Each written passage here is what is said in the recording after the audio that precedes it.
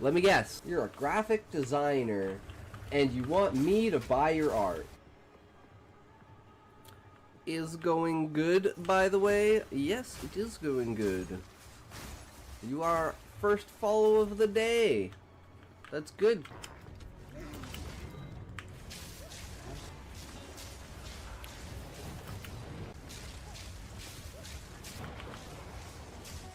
Dead.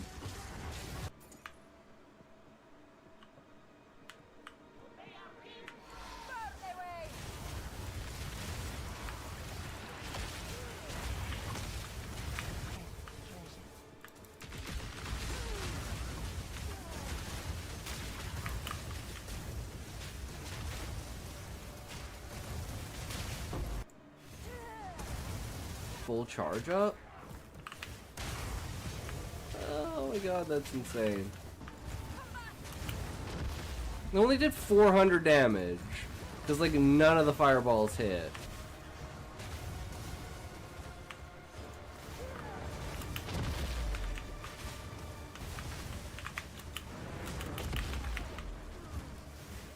So close. Okay, I just need to kill him.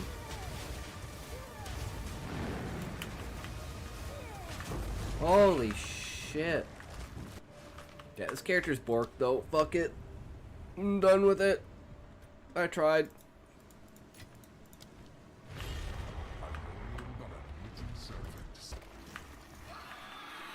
Another bird.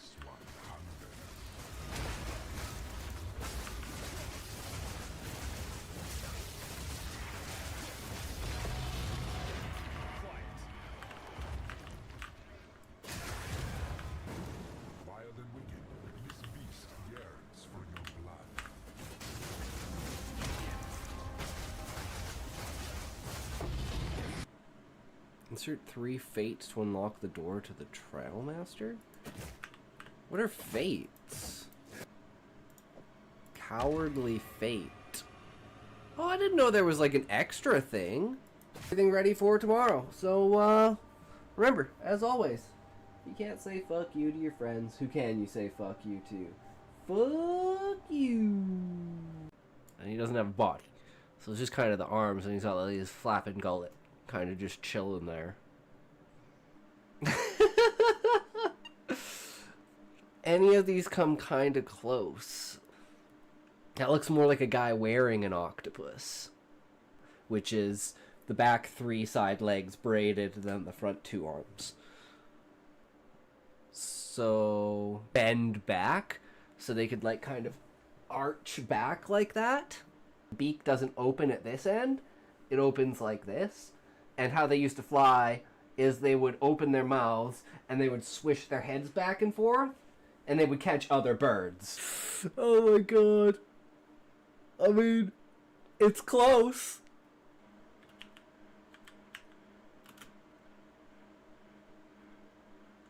Literally, like, fucking something along this lines. Like, take this one. So this one's fucking amazing. Okay, there.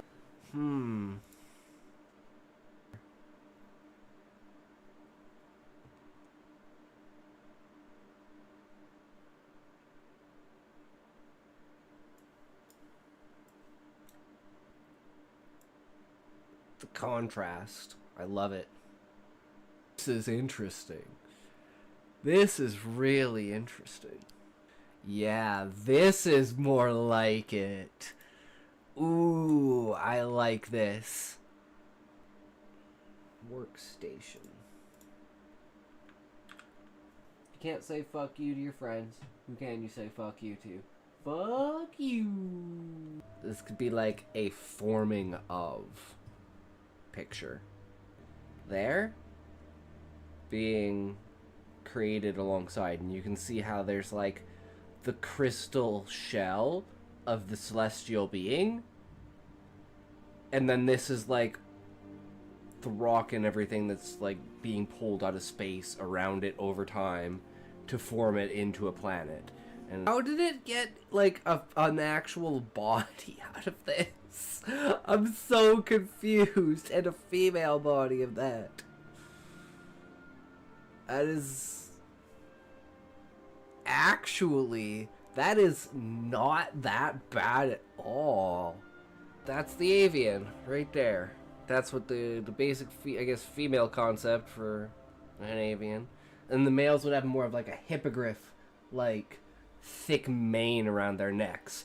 It's like, I'm thinking of them as like the kind of dwarf species, because they're a little bit smaller, and so literally they have their manes braided in specific ways, and it's like you know, different braids represent different houses, represent different cultures, and you know, stuff like that. So you can tell like what basically family an avian male is from based upon the braid of his mane. Remember, if you can't say fuck you to your friends, who can you say fuck you to? Fuck you!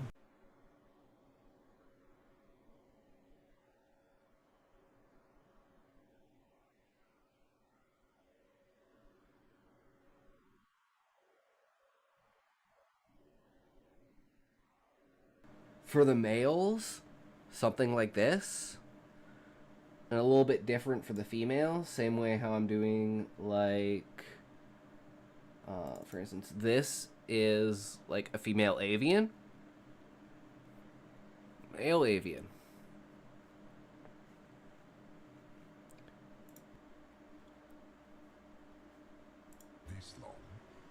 Alright, never done this before. Oh, it doesn't even seem that hard.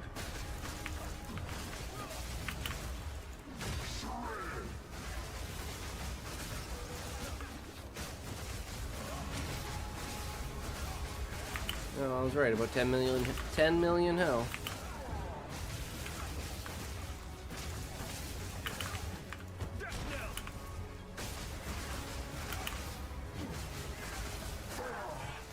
He did.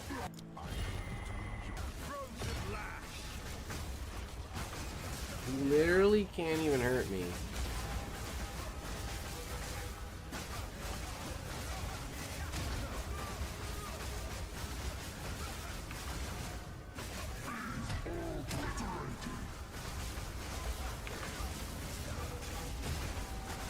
that gonna kill me?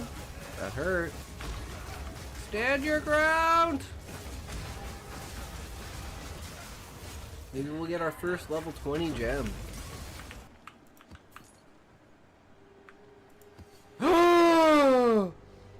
We got it! We got one!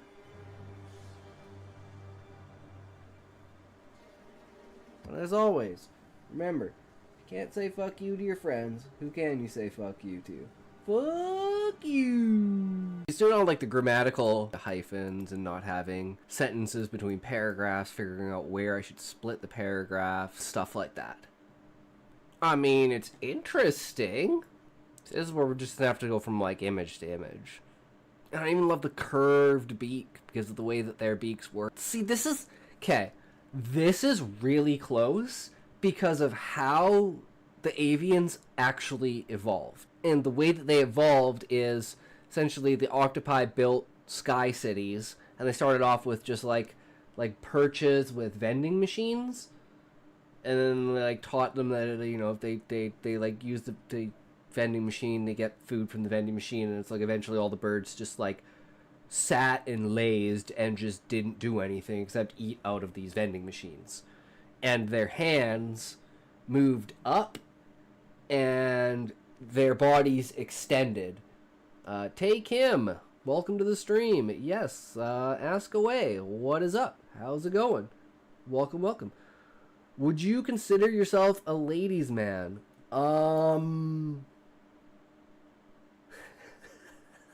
There's opportunity here for massive joke. No, I'm a lady man. I'm a cross-dresser. No, I'm not really a ladies' man. Didn't expect that answer? Yeah, no, most people don't. Ain't nobody got time for you to put some makeup on. Wait, how old are you? As always, remember, if you can't say fuck you to your friends, who can you say fuck you to? Fuck you!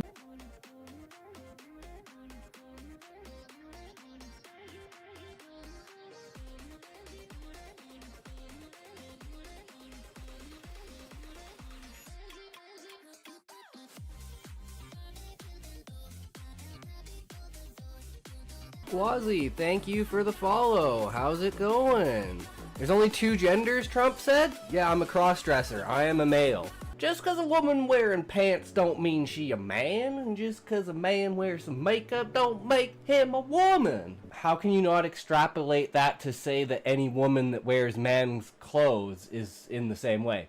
Still, in a lot of places in the world, women can't wear men's clothes. Why is it to say that the culture can't change since over time, take an extrapolation that over time, we have allowed women to wear men's clothes. So why not, after an appropriate amount of time, allow men to wear women?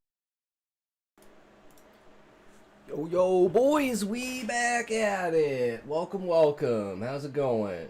So we found this new program. We've been struggling with making our own maps, so gonna check this thing out, see if it's worth anything, see if we can make one of the northern continents, which is like half a glacier and like half a flat plain.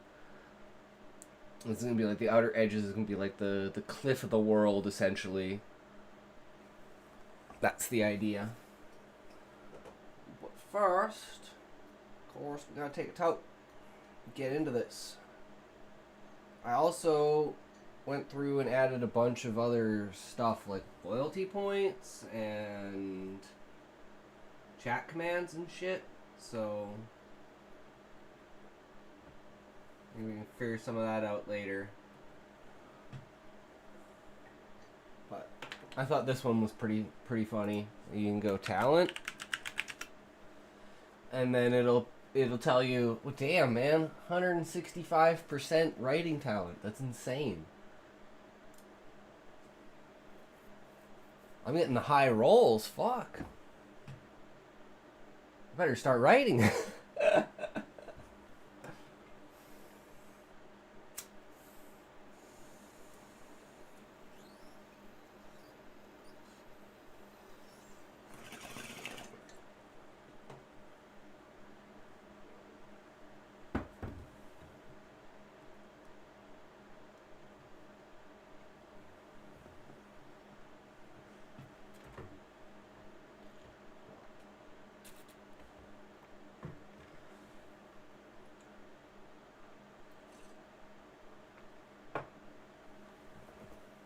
Okay, let's get into it and test this out.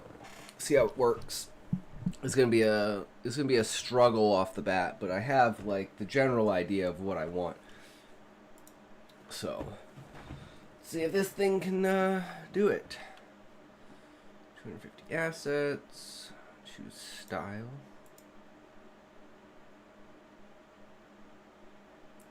More like a D&D board.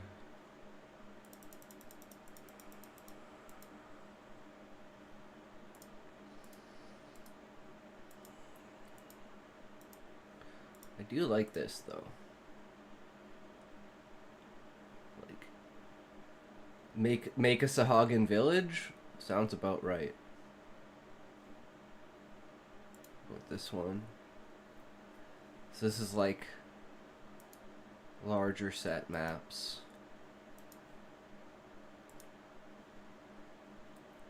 Watercolor cities. I remember making 3D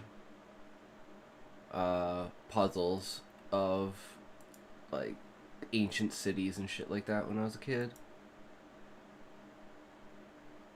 So there's some pretty interesting ideas, but I think this is the one we want the most. We definitely want something like this because sky cities eventually. So let's see what this does.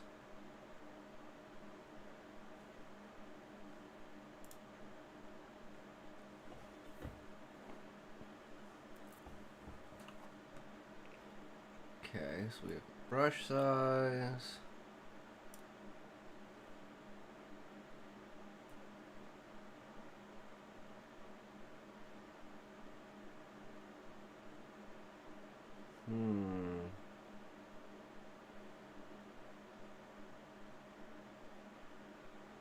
Rectangle. Circle with uneven edges.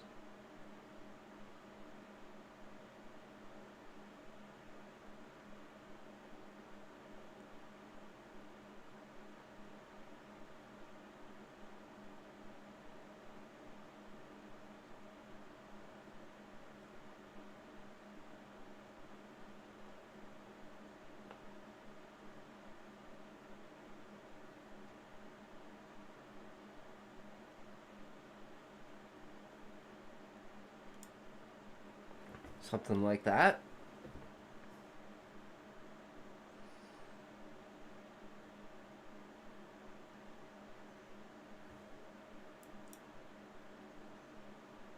Add? What does that do?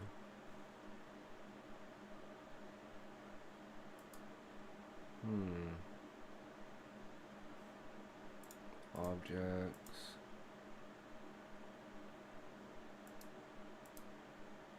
Foreground, background.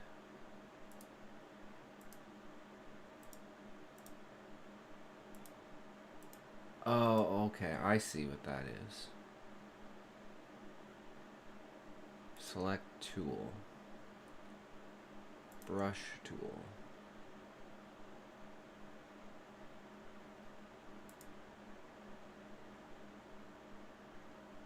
Used to paint top of everything. Usually used to paint on land created with mask tool. Usually used for water.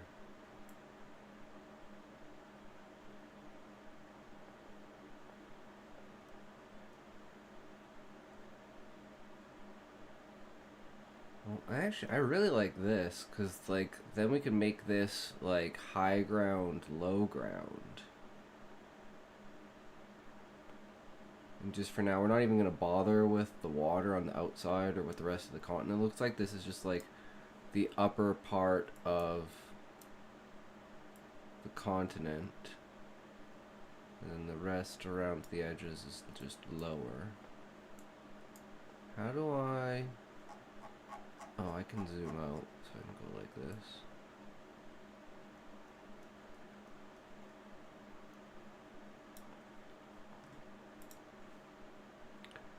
And then this is top.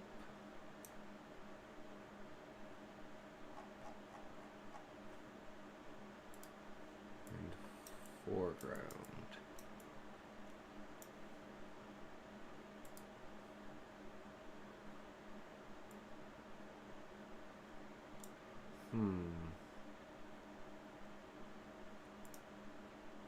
Oh, well.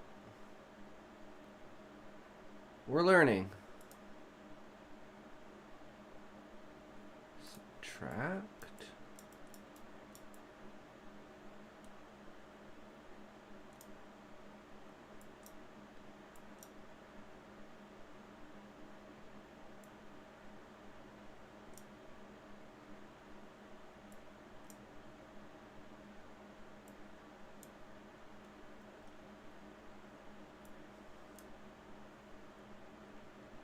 Kind of have something like that.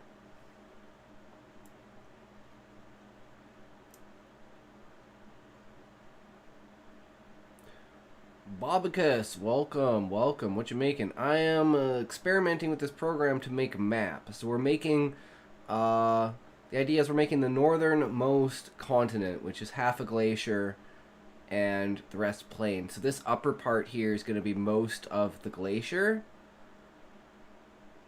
And then this lower part is going to be the plains.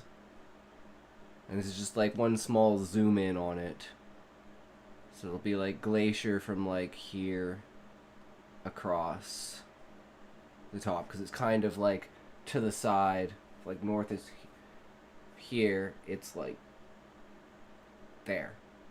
So the glacier is kind of on an edge like that.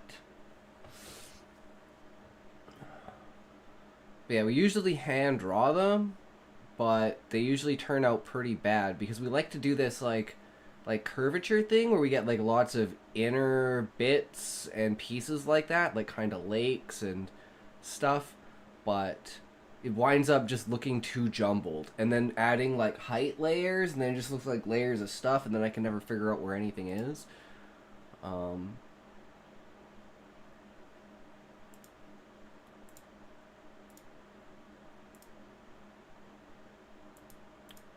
Okay, so this is like,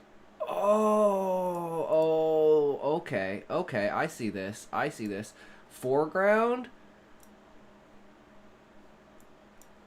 Why is it not doing it?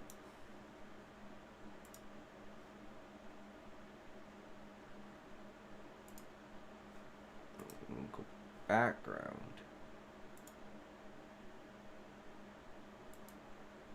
I'm confused now. Because I'm like, with this is like underground. Because I want there to also be like caves underneath. And it's like through caves. Do you know Asgard map generator? There's also map gen 4. I've never tried any of that stuff. It's not really like been a stage we're at, but now we're kind of at that stage because we need to map out the actual landscape. Because the idea is that there's 4 continents, and then the moon gets pulled out of the sky and crashes into the planet, and it basically, they're using an anti-gravitic weapon, so it draws everything in. So it also draws all of the continents together. And then the moon crashes down, all the continents smash together, and then the remnants of the moon crack open and splash across the land, creating like this really fucked up, like unnatural terrain across the entirety of the continent. And then from like volcanoes and lava flow and stuff, like a lot of the landscape is kind of washed clean and then reoriented. So we need to figure out how we can get what the original continents looked like, so we can kind of mold them and where they should be, and then we can have like more natural idea of how the world is. Because every time I try to draw it out, it really looks or feels forced. I need it to look more natural. It's like, oh, here's a forest, here's plains, here's mountains. It's like, why isn't there forest around mountains? What are you doing? You know? So, but we just started using this program, so I have absolutely no idea how to use this. I was just watching someone use it, and I was like, that's pretty cool. It'll give me a basic concept, at least. I like the fact of this underground, even though for some reason I can't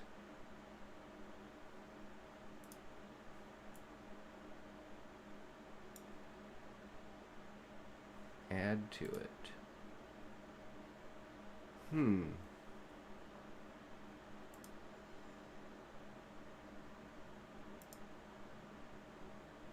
I don't know what the mask effect is.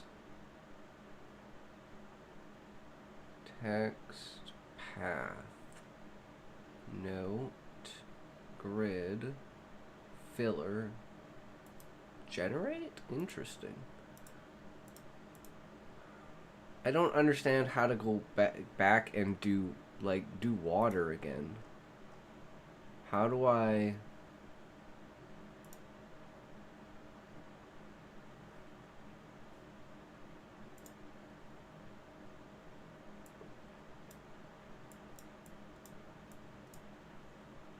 If I get rid of this? No, that didn't work. Oh, this is the oh man, I wasn't even looking at this. Okay.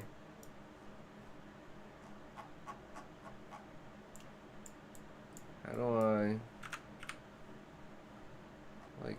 Oh, okay, it's a zoom in kind of thing. Okay. Okay, I see. So this is the foreground. I want to undo that. We want the background.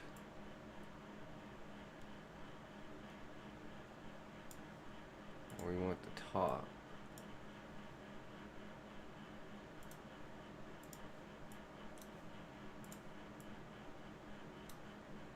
Okay. And if we go top here like this, just like add this as if it's a little water, because we need waterways in and around this area.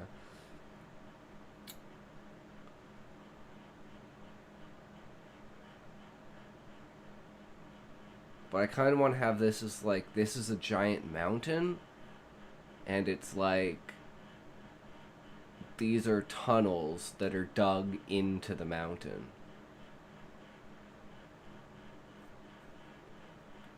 And then the entire, like,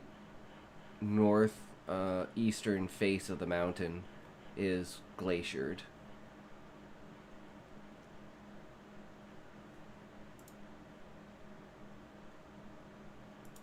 So I'm gonna make the brush, like, really small.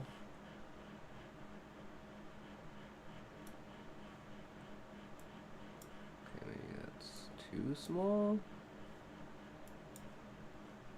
Where does it like start to get really small? 30, 20? Oh, I'm on the wrong layer.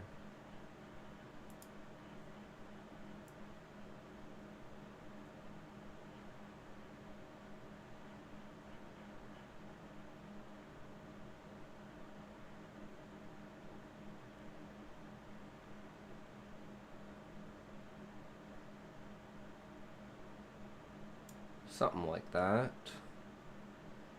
And have a little bit more runoffs of like,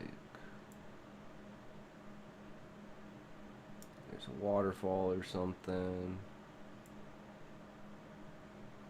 Kind of comes down through the middle, arcs around like this.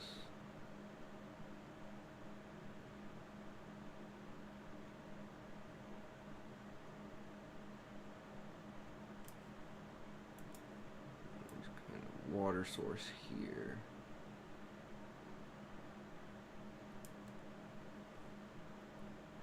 And then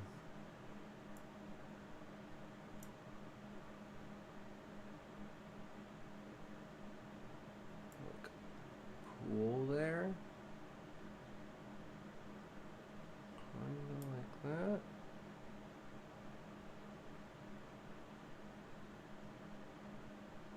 Maybe another one like right here, like this.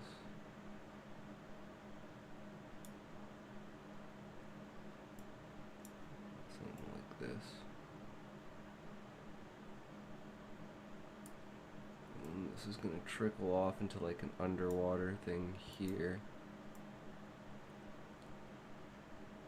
So these are kind of like underwater tunnels of water flowing underneath the ice.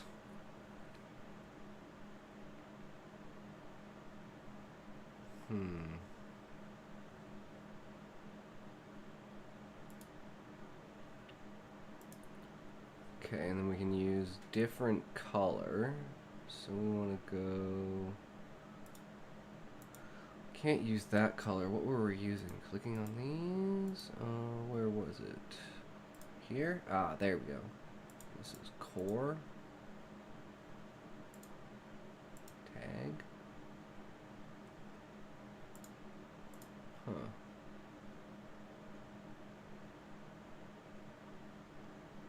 We want some like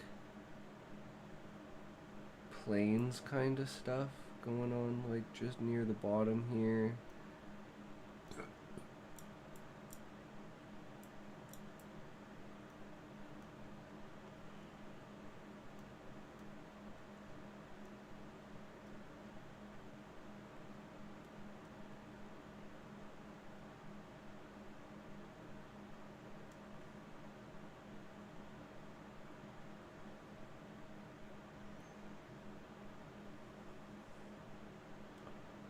There's not much water around this area, so it kind of fades out. But this high ground has an underground water source.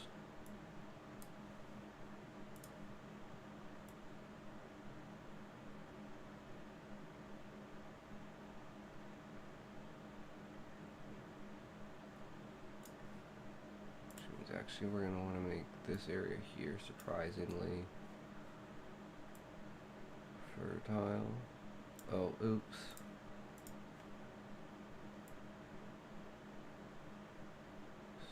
Slightly.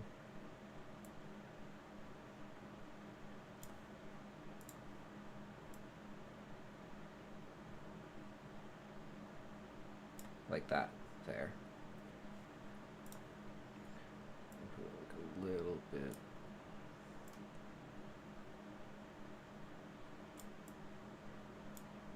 That there, and then like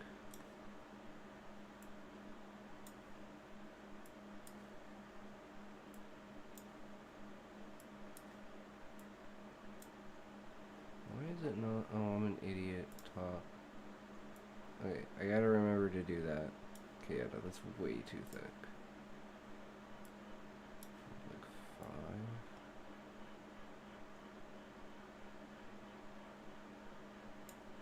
goes like that. Keeps this kind of area a little bit lush.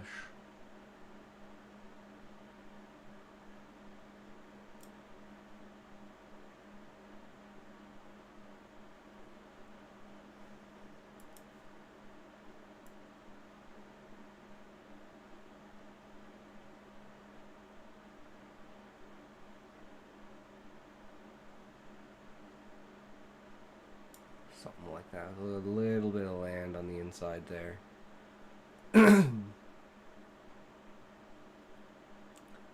Then we need white.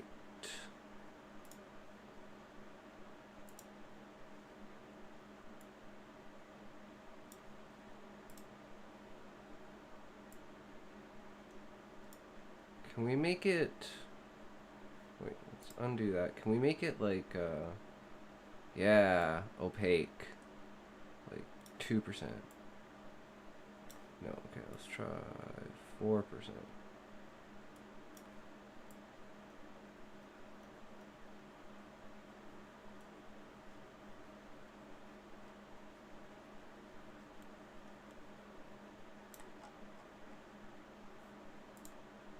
Okay, so we want like...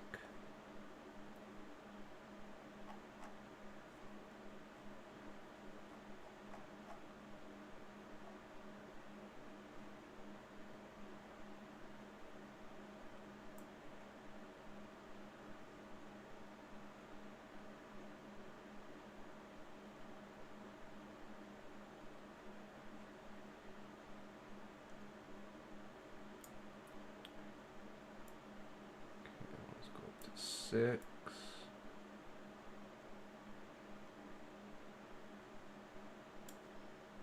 Now let's go up to 8. Now let's go up to full. And the rest of that's just snow. So it's like kind of the more you go down, the less snow there is. But this is like the edge of the glacier. So the idea for this is where Shiva, the city of Shiva, is going to be after the fall.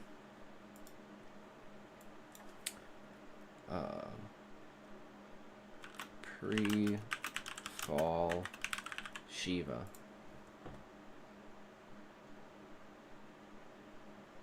You need to find everything but your fantasy world at the beginning. Indeed. It's just slow progress, slow progress. That's what it's all about. Just keep up with it, keep on going, and eventually you'll be good to go. That's what it's all about.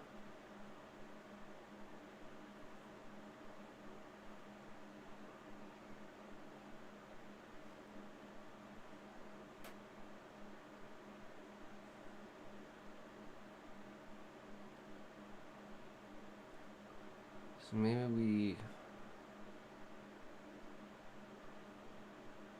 like here? Maybe? Like on the edge? So we want to go top. We want to change the color to...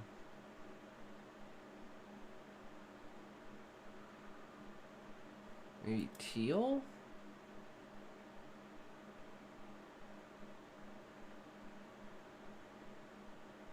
And yeah, place it like right here. Okay, it needs to be opaque.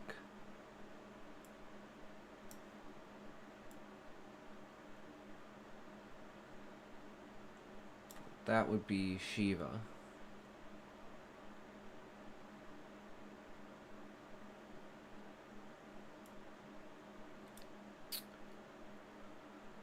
Alright. I'm just thinking about the cave system and how it works. And if that's going to be relevant to the current story, or if that's going to be something else.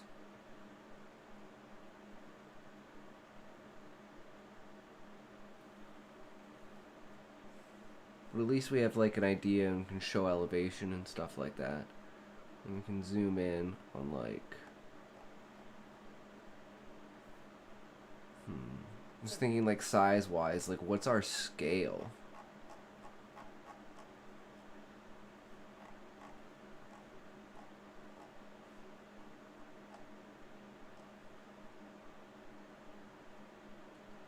Because this is supposed to be huge. Because the city of Shiva is, like, size of a main, like, huge city. Like, multiple kilometers.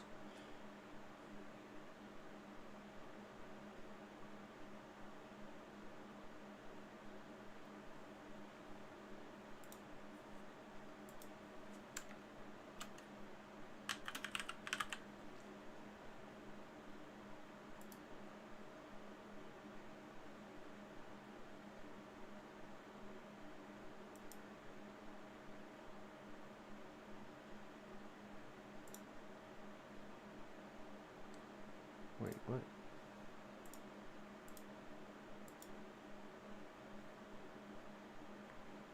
Is it not?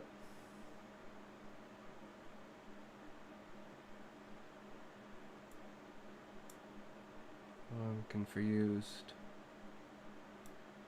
Is it underneath?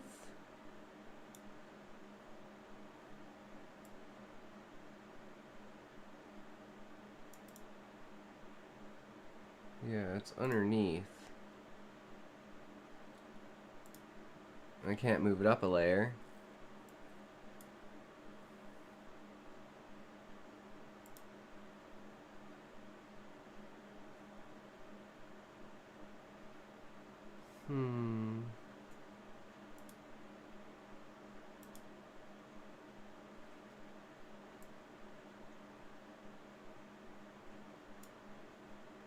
You can't really see it.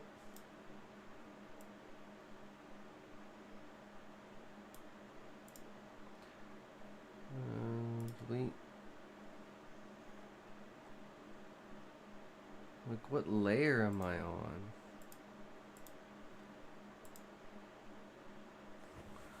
I'm on top.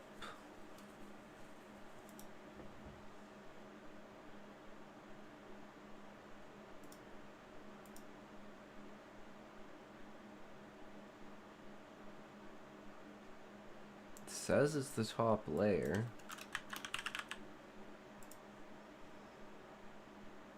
Now it's kinda showing it.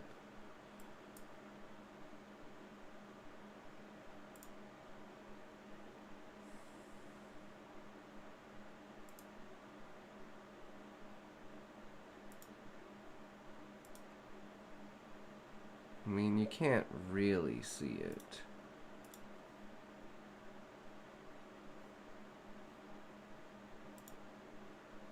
But, I mean, it is there. So that's Shiva.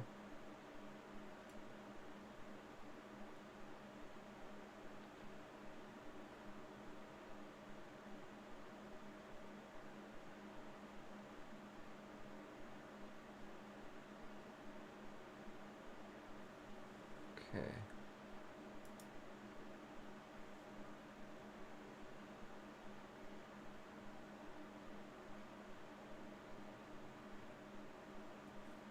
So we can call this just continent 1.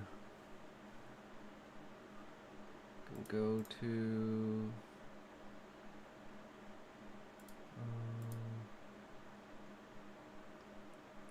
how do we get new?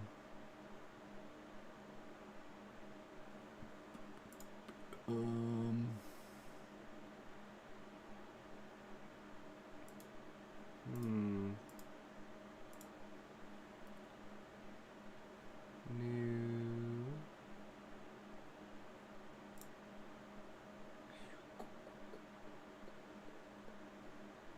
Return to your maps. Okay.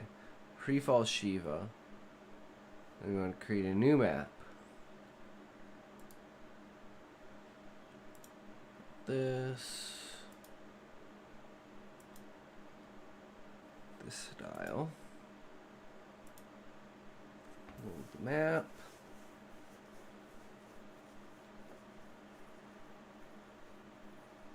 And this is the more southern tropical area where it's more of a assortment of islands and peninsulas, but it's not all year round. The whole point of this area is to be like the main like Sahagin area and the original area that is first invaded by the octopi. And the reason for that is during like the rain season, all the low ground floods, but during the dry season, all of it dries up. So during the dry season, the islands become connected. And I kind of want that to be an interesting mechanic. And even after the moon is gone, during the rain seasons in this area, which is going to be Leviathan, is literally the area is underwater, because where the Sky City crashed was an area that basically was being kept underwater, or like the tide was pulling the water out of the area, but since the moon is gone, there's no more tide. So, and this is where a big part of like stagnation of the ocean is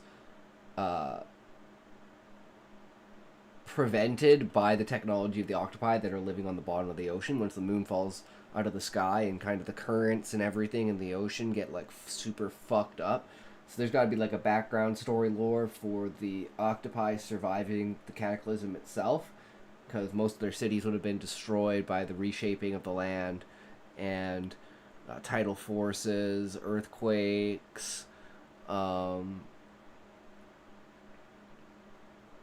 they had a really rough time with it too. And then the water started shifting and stagnating, animals started dying, and they basically created their own like pump system to create new tides and new currents. So most of the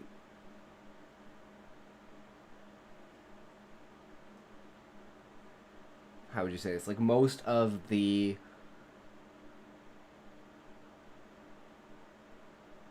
marine life is dependent upon the octopi now. So there's like certain patches of like dead area. And I also wanted to add a concept of maybe there's like rogue adventurers and like pirates and shit, and this is like international water, and this is where like the black market is or something like that, because I know I want to have like a black market selling organs from beastmen, selling main species organs for two beastmen. But we still gotta figure out how like the money system with Gil is gonna work. Like certain denominations of like silver and copper, and like maybe I want to use like gems maybe, but we'll see. Then you gotta have like a whole banking system inside of the tree that turns like the normal Gil coins that you would use as an adventure into like paper currency, essentially, but plastic, because that's what the crystal material of the tree is, essentially the ability to like it's malleable enough to use it in any circumstances, sort of like cellophane to cover your food, or like a chair to sit on, or clothing, or literally anything. So it's like that one material, and it can be any color or anything. So it's like everything is basically made out of that before the Adventurers Guild is established, and everyone leaves the guild and decides that they want to, kill shit, skin shit. Great food and great materials come out of that. And it creates an entire economy around it, around the rich inside the tree, which creates like this imbalanced class system. That there's been soft racism before, but there hasn't quite been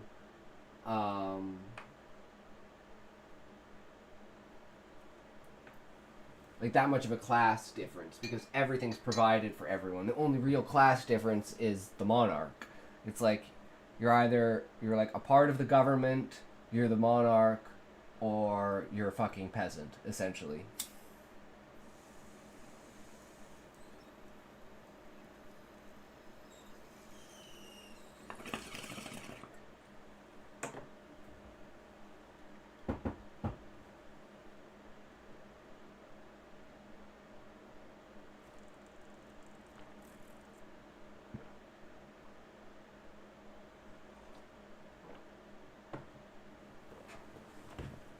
Okay. So, where are we? We want complete background, and we want everything to be catalog white.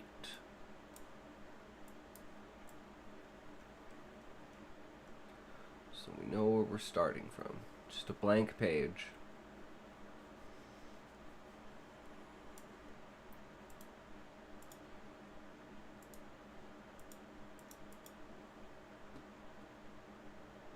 Okay, and then we want kind of gray water.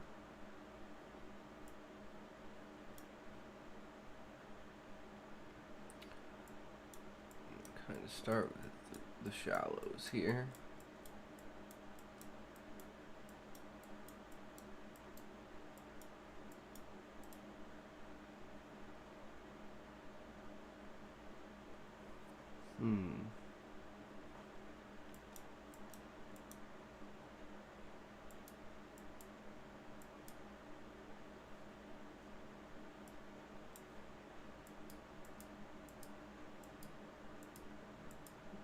Multiple branches coming off like that, something like that. So we want foreground.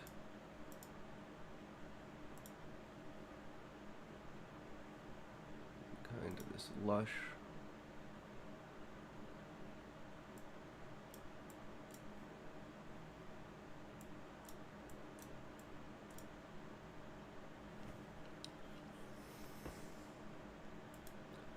Okay, am I just like...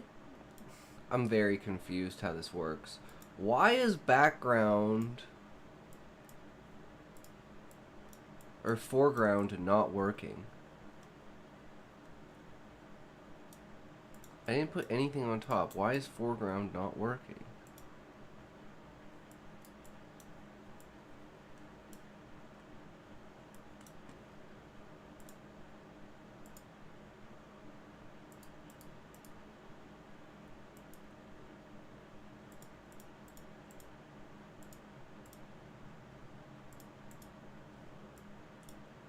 I don't understand. It's just nothing. It's like foreground isn't an option you can use. I'm so confused, which only gives me background and top.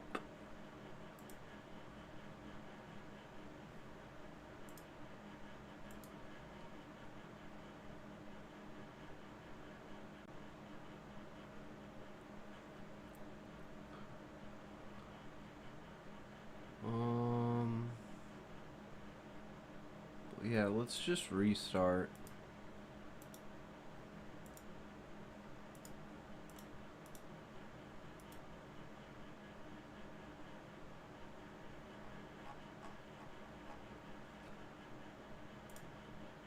And we don't want to see foreground because we can't do anything with it, right? If we go here, we go foreground. Even if we get rid of those, it literally doesn't do anything.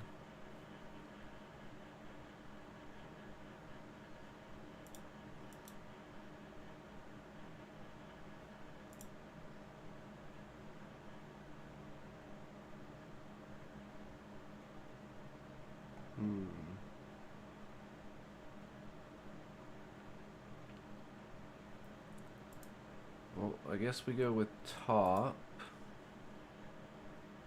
We want, let's do 16.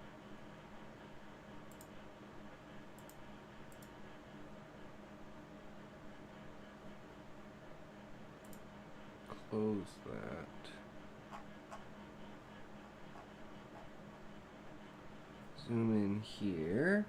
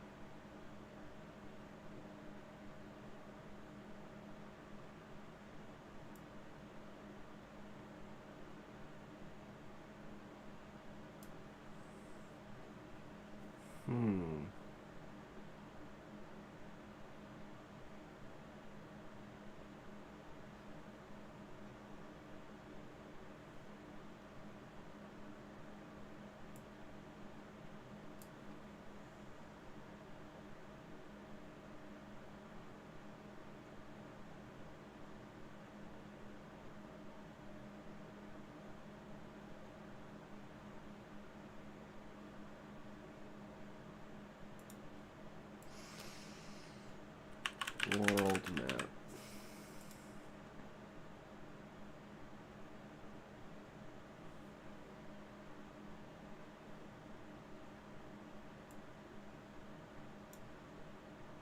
Gotta love bots.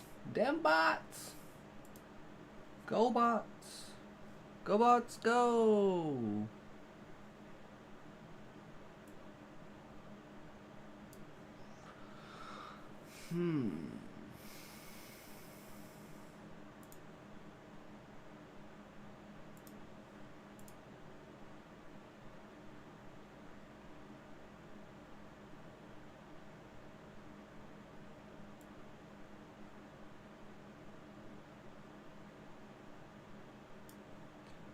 We want opacity like 0.6.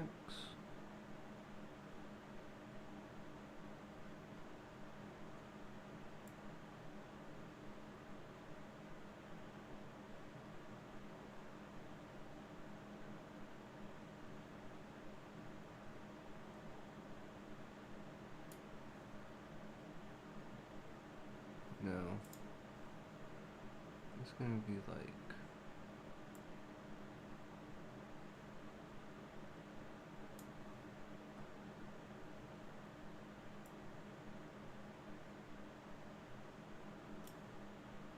something like that.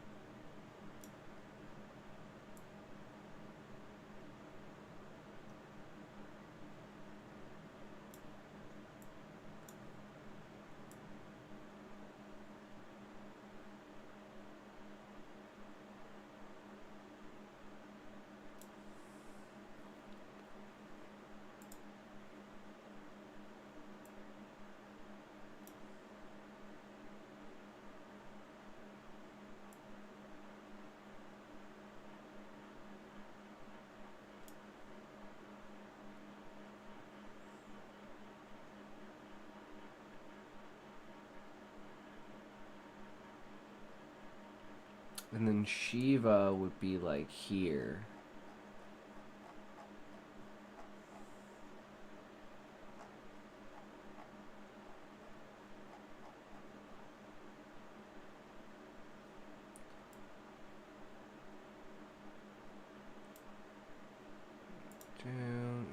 Teal.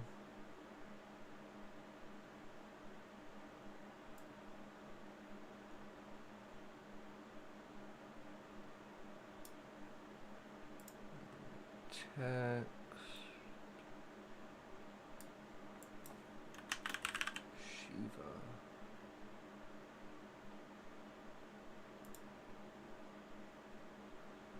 Why is it so visible and then it's not visible? Like,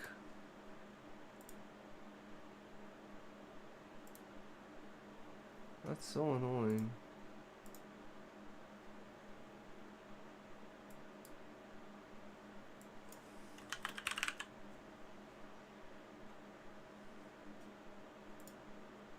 You can't even fucking see it.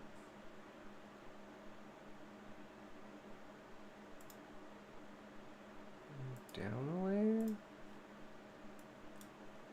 No, it doesn't make any sense. It doesn't make any sense. Why can't I put it on top?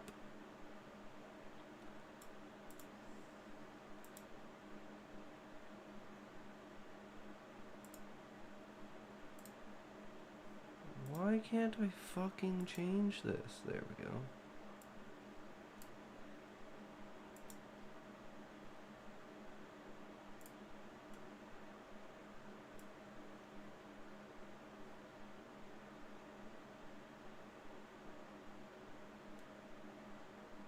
That's really fucking annoying, actually. I'm like, why can't I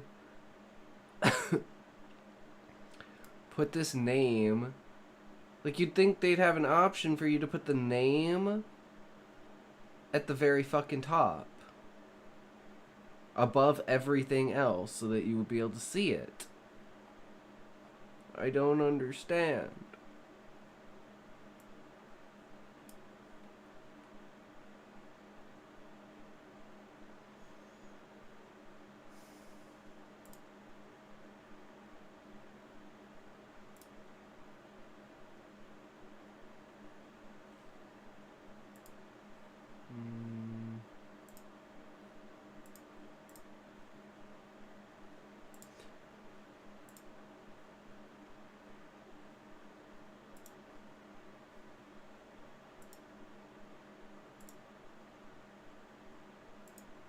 Wait. I can't just use a rectangle? I'm so confused. Why can't I use a rectangle?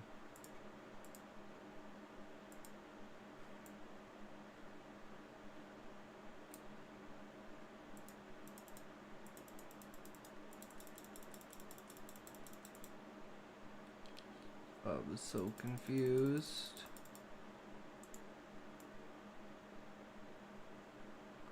What the hell did that do?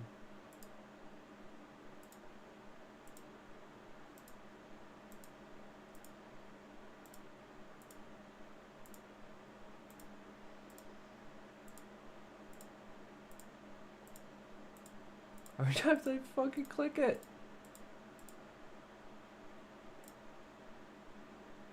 Okay, it's gone now.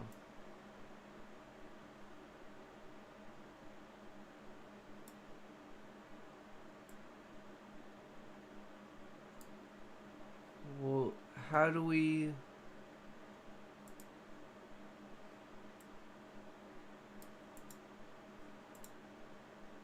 I'm so confused. I want to, like, delete whatever's here so I can put Shiva there. But I don't want to do it as a circle. I want to do it as a fucking square.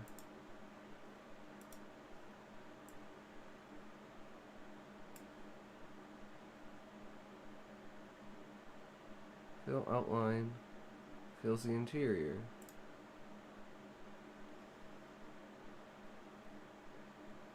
But I want to do this and I want to subtract.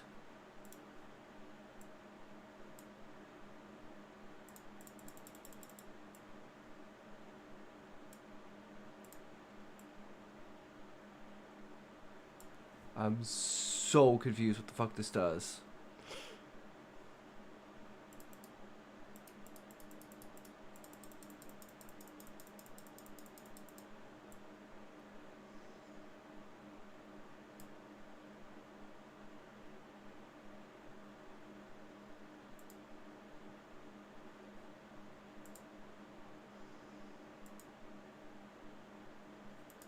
Erase.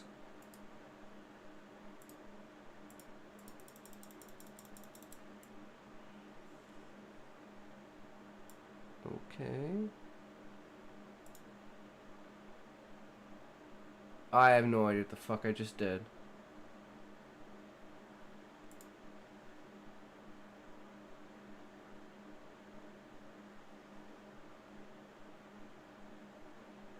Yeah, I'm just gonna exit without saving.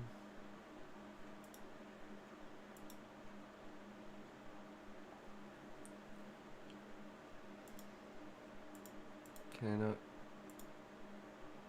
No. I just want to edit.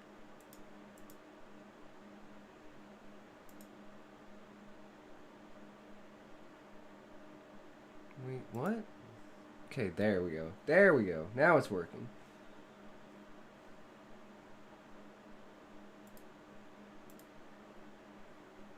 Okay.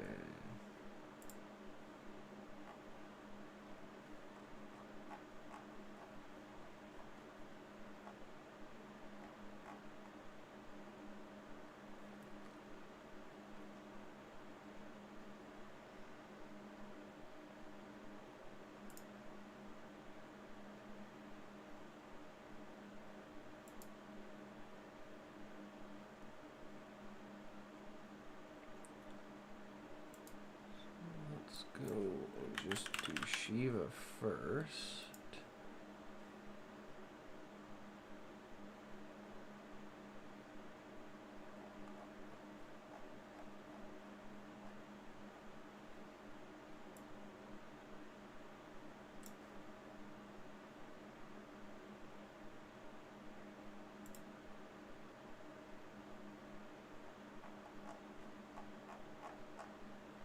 Okay, there's Shiva.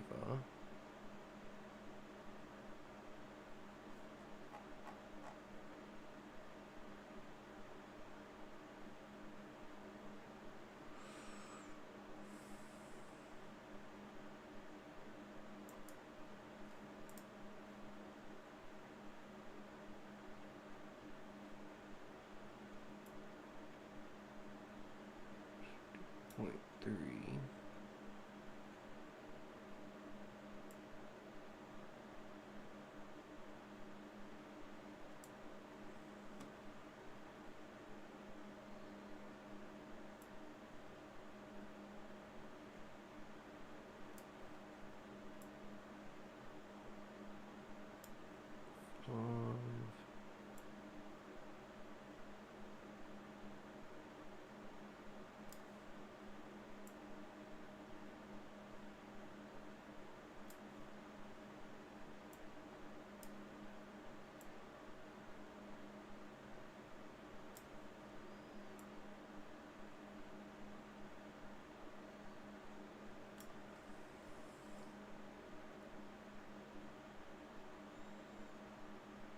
So it kind of shows the ice extending out like the glaciers, so it'll show that Shiva is in the middle of it, but it's not going to go on top of the land, so I guess that kind of fixes our problem, so we'll save with that.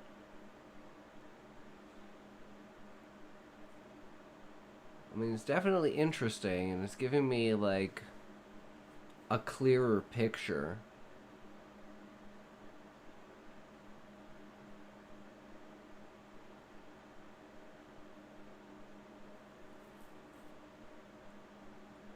So what I'd want to do is I'd want to go like this.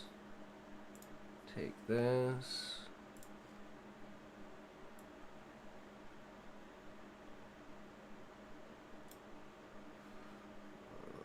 Save this as, let's go here.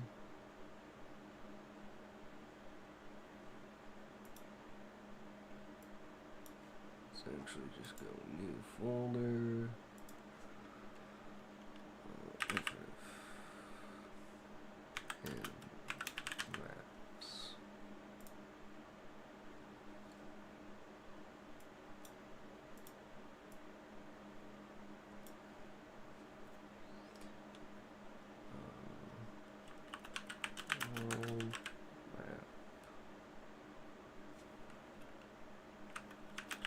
Pre-fall world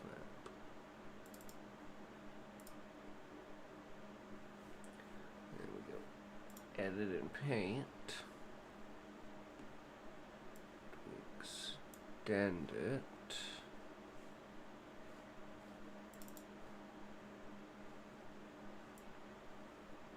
Leave that there for now.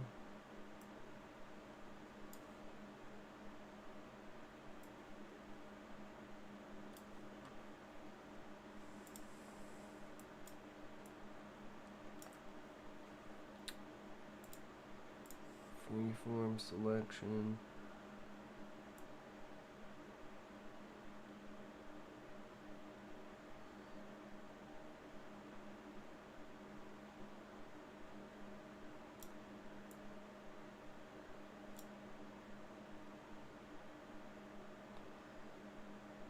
I don't think that really worked. Let's try that again. Let's try and go on the inside so we get only land.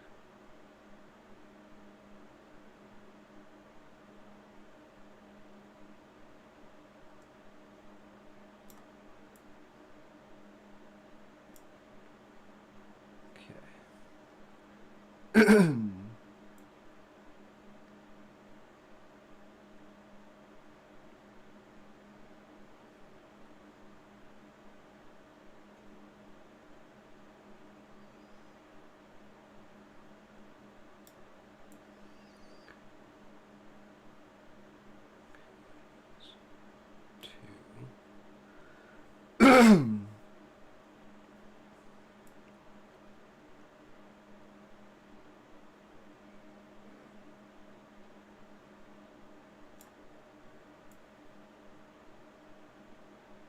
3.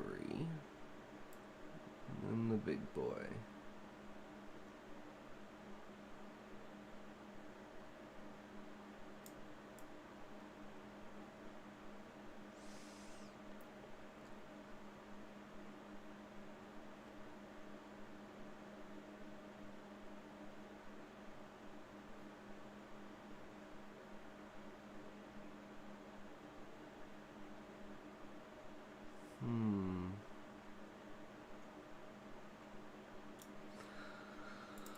Okay.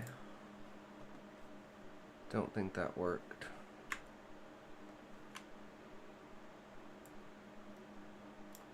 We need something like that. And we need an extra piece that we're missing, which is the moon itself. So we need...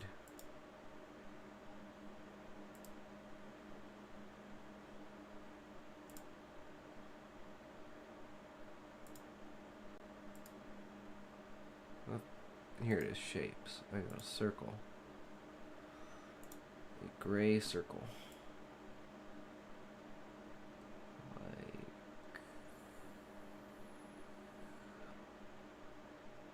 Like that.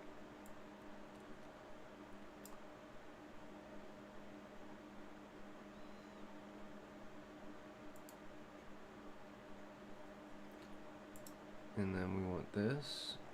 Zoom in here.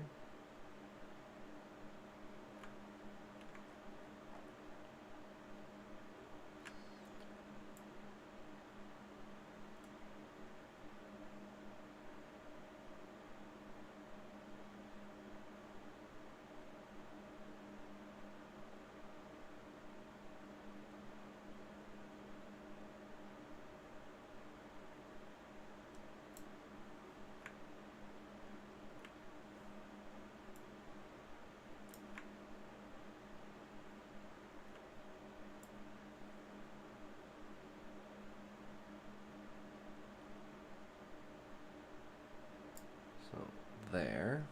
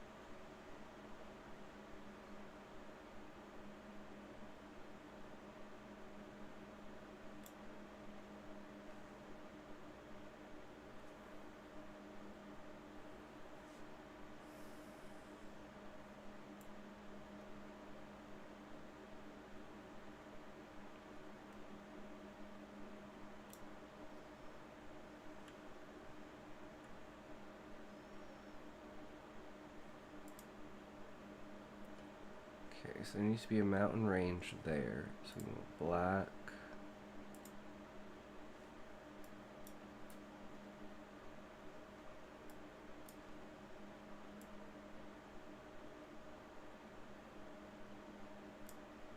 So that's where the mountain clash is. And then this piece is going to break off.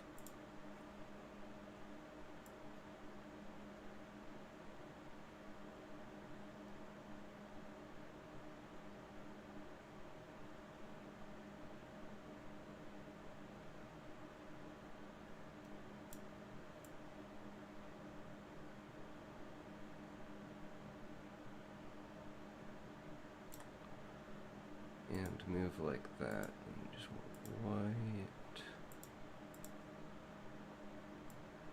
No, we want white. Why is it black? Why is it fucking black? Is this what I want? I'm so confused. How do I... Is it brushes? Oh, I'm an idiot.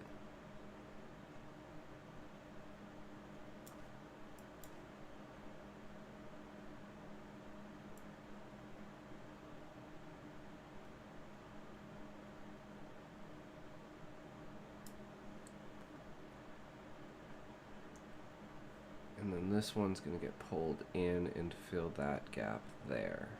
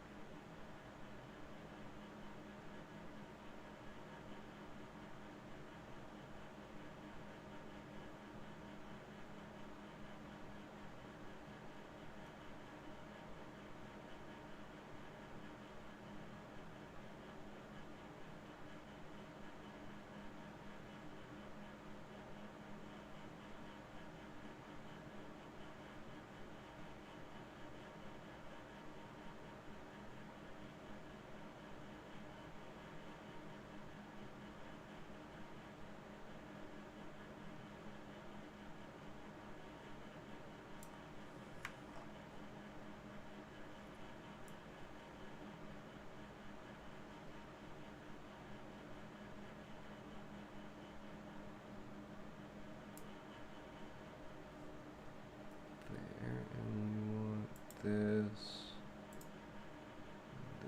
and we want like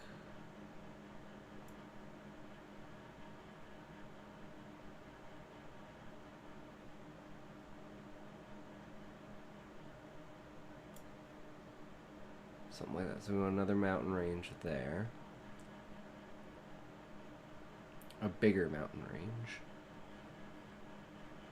and then we want an even bigger mountain range across the bottom there, wherever the land clashes. Just grab the last guy.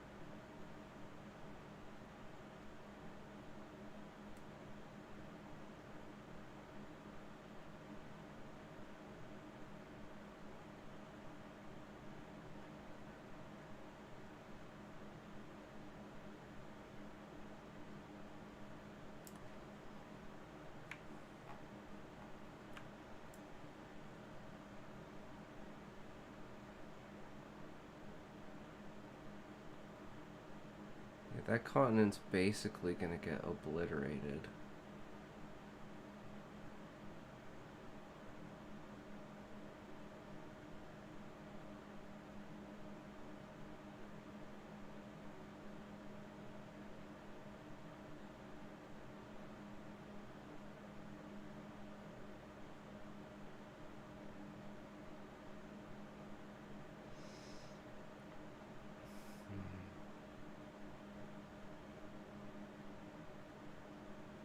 let's do this in two parts.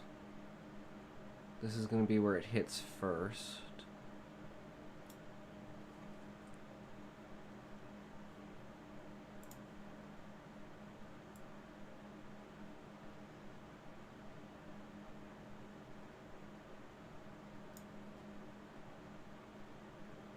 And then it's going to break.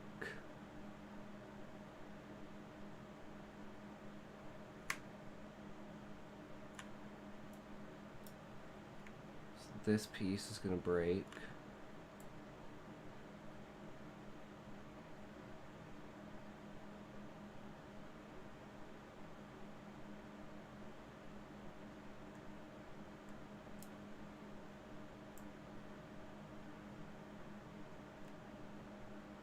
And there, creating mountains.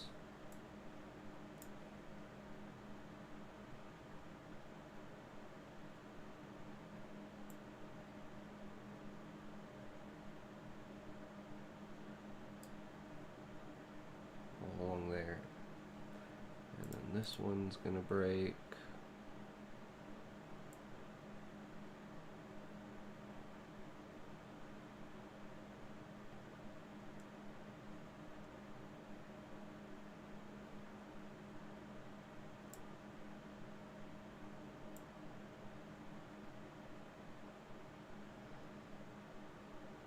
And be there. And there's gonna be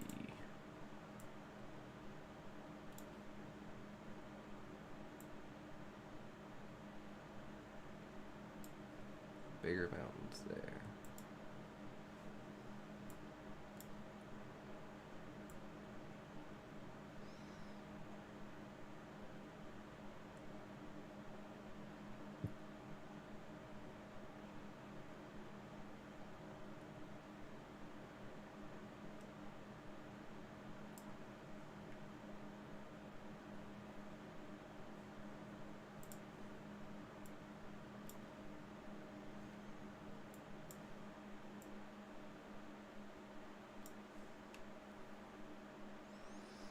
And wow, that actually worked really, really fucking well, because that is pretty much where the volcano is. So we want red.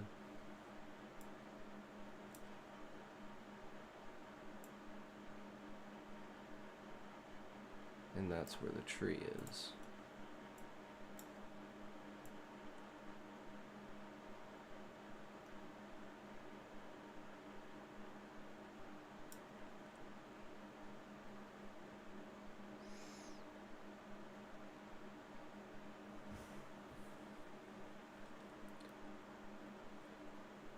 And then falling into and across the land is the moon.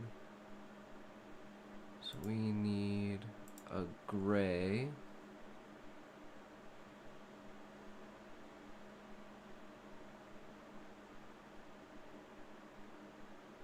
It's kind of, no, that's too thick. Something like, no. This? No. 6?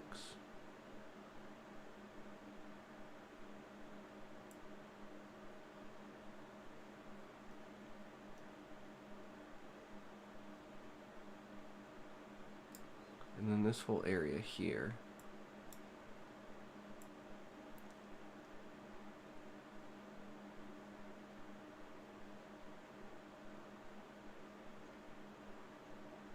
Basically all just moonfall.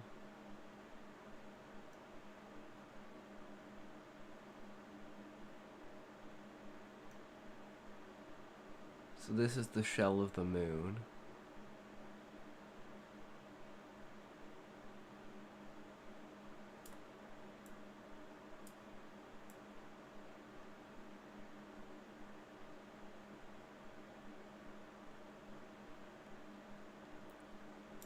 So in these gray areas, it's gonna be like low ground, like super drop off cliff kind of thing.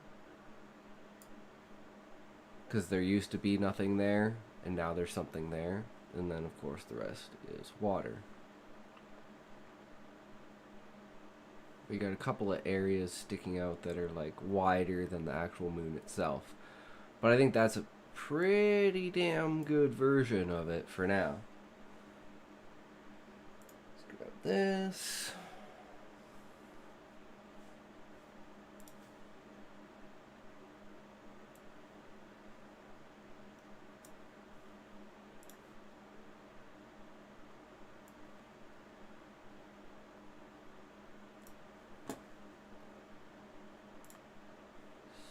This is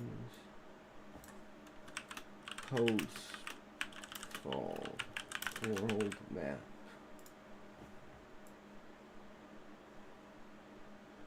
Alright, now we have at least a concept of a map. And then we could recreate that on here.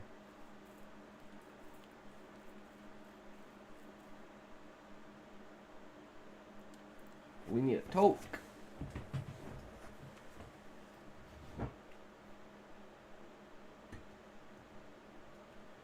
And then we'll do some stories. Just to get the ideas flowing.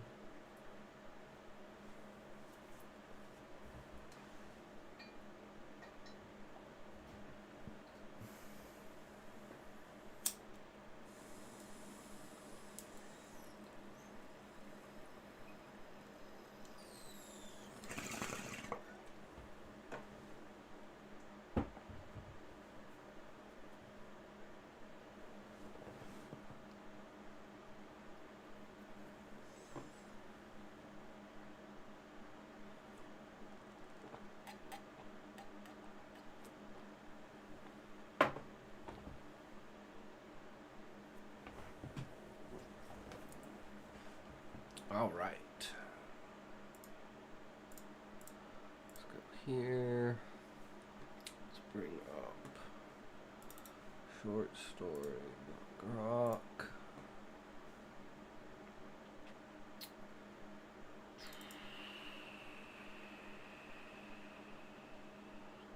Trying out Inkarnate? Yeah, man. I actually just finished testing it. We made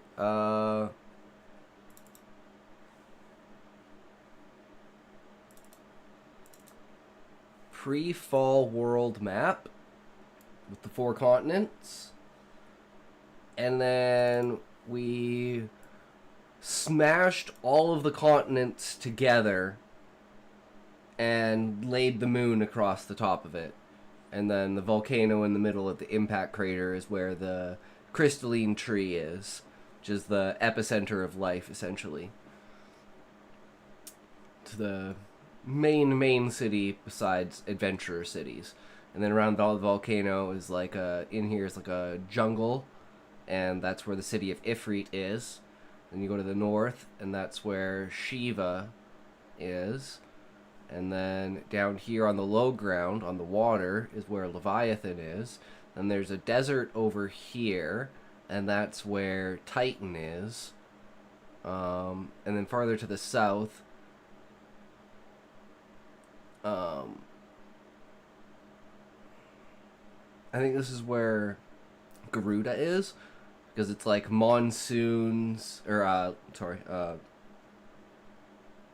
Rama is. It's like monsoons and thunderstorms and hurricanes, like very tropical area. But yeah, we messed around with that, had some fun with that. It worked really well. And we also made I didn't save it, did I?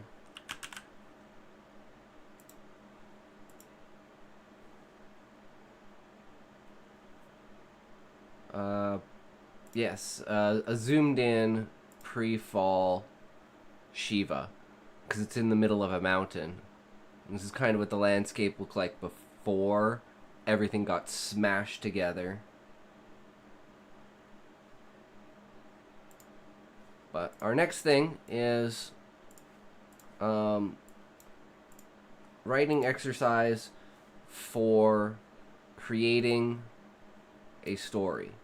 So we have, whoops. This is our this was the last one that we did. We want basically a plot. Oh my god, what is this? What are you doing here? Location. What is it? Time period, characters, event.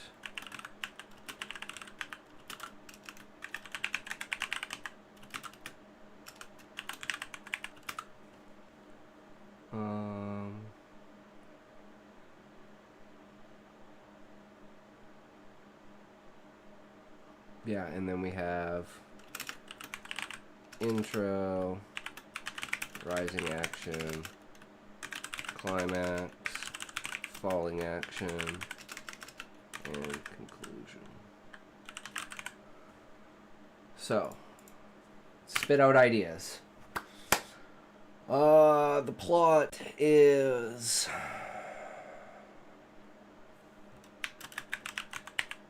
scientist experiencing a spiritual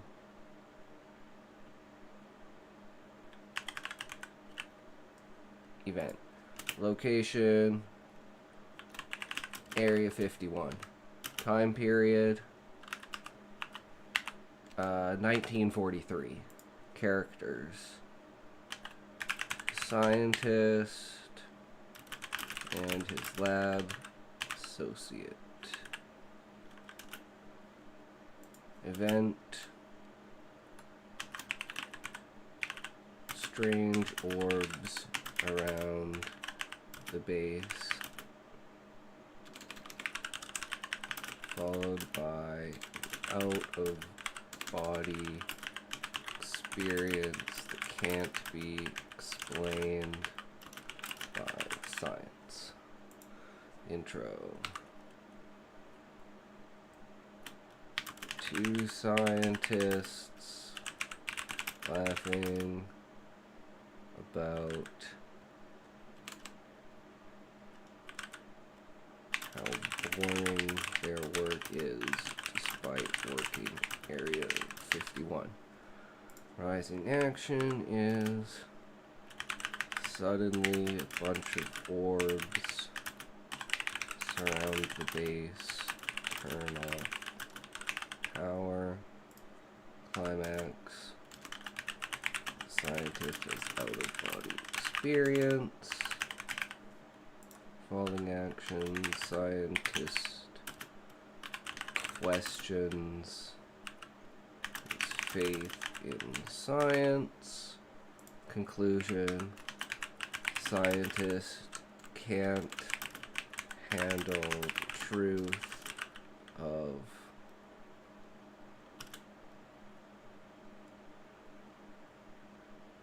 a spiritual connection to science. He kills himself.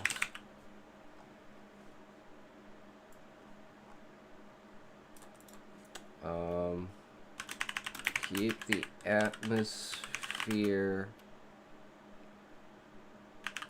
dark and morbid. Feelings of doubt, regret, hate, and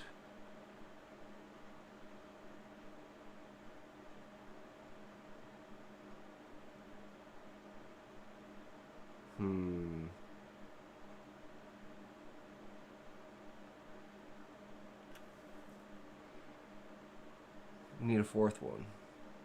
Doubt, regret, hate, and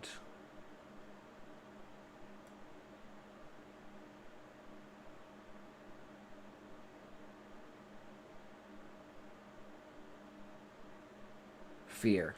Fear. Perfect. Perfect. Okay. So we take this.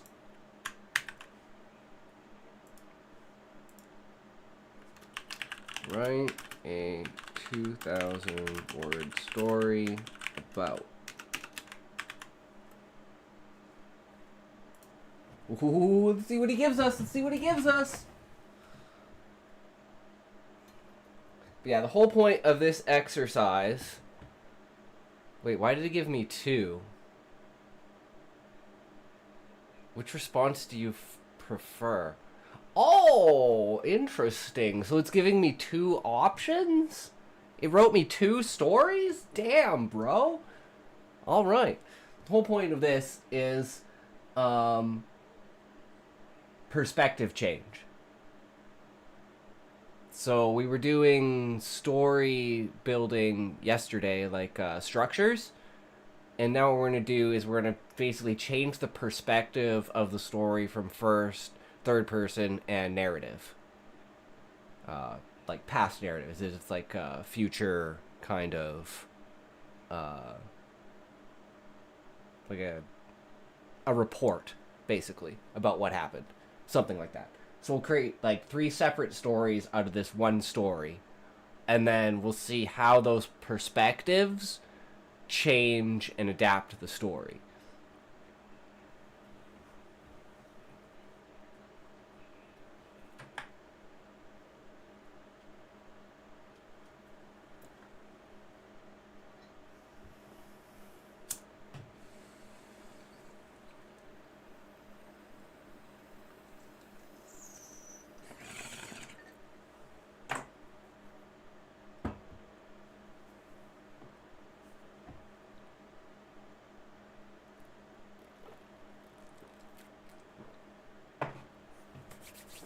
All right. Orbs of Area 51.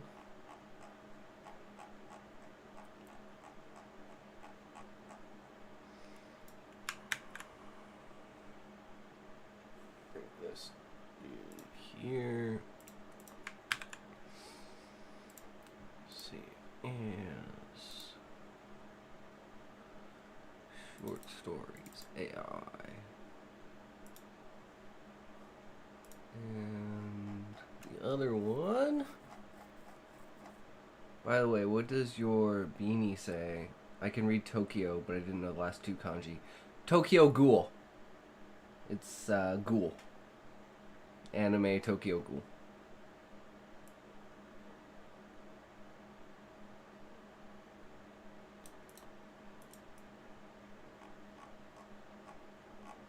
Yeah.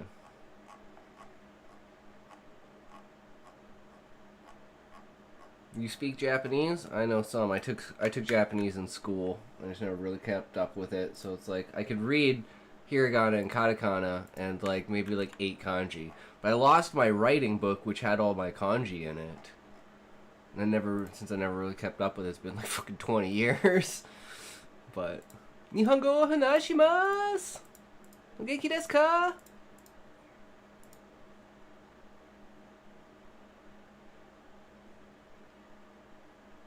I'm not sure about that one.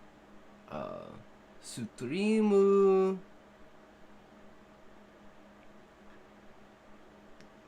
Levi-san wa Sutreamu no ga suki desu ka? I probably butchered that. I'm like, wait, which particle do I use? I'm pretty sure, no, because that's... I'm pretty sure I use possession, but I don't want to use possession. I don't use because I use no.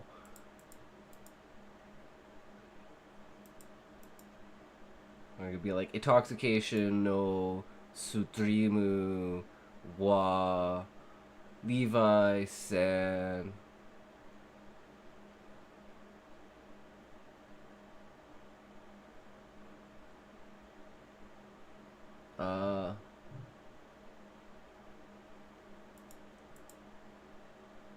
Well, wouldn't the verb be, because it's... I'm asking you if you like it, if it's good, so... I'm not sure if... I'm pretty sure... Stream is the topic. So yeah, the topic would go first, which is stream, because it's TTPOV. Time, topic, or topic, time, place, object, verb. So I think suki would be the verb to like, and then the ka is the question mark, and then I don't know, like if I say it, like my stream would be like intoxication no sutrimu, but then I don't know what particle if I use wa, but then I can't use wa again when I say your name. I say Levi-san, so then I say Levi-san.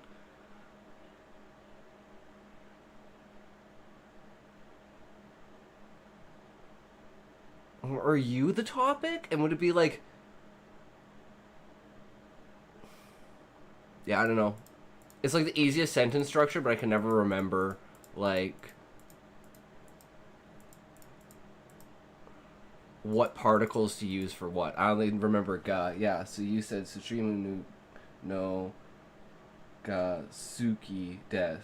And no ga is usually used when treating a verb as a noun. Yeah, because I wasn't sure about that, because I know no is possession, and I know ga is but, and I was like, I feel like that's right, but I don't actually know how grammatically correct that is.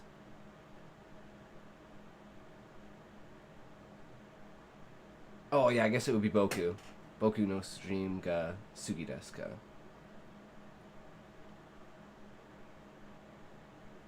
And what would I say if I want to insert your name in? If I want to say boku, like would I put it at the beginning and be like Levi-san wa boku no stream ga suki desu ka? Like,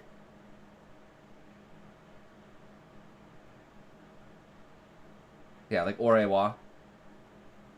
Like being more informal or more formal. I don't know which one's technically more formal. Or be like watashi no, which would be I guess the most formal. Watashi no streamu ga suki desu ka? But then if I put your name in, would it be either Levi-san wa boku no streamu? Typically in Japanese, you either omit the third person pronoun or use their name. Yeah, exactly. Because it's rude to say anata. Unless you don't, like, know the person. But then usually you introduce yourself and ask for their name. I don't know what, like, sir or ma'am, like, third person for that situation, like, the most polite way to,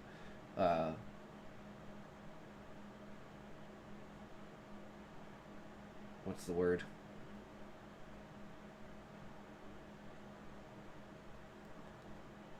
Like, call out to someone.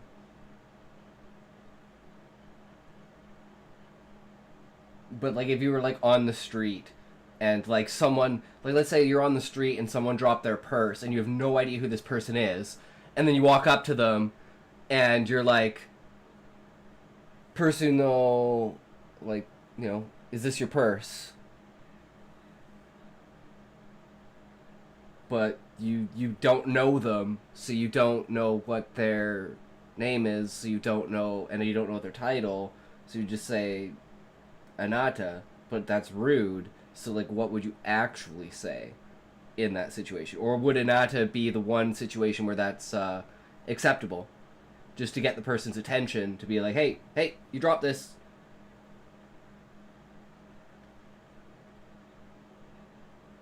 Yeah, because that's the one thing I was always really confused about. But I only took grade 10 and 11. I never took grade 12. I was too much into film to study Japanese.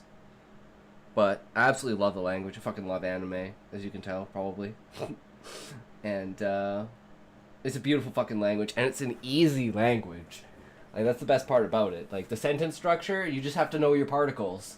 Once you know your particles, you're fucking set to go.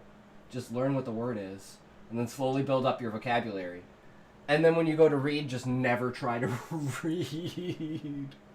It's always the worst. I'm like, even if I knew what the kanji was half the time, I wouldn't be able to read it in time to be able to, like, you know, like if I was, let's say, watching something in subtitles in Japanese. Professor Roswin, welcome. Howdy, how are you? I am good. Welcome to the stream. We were just talking about the Japanese language and how awesome it is.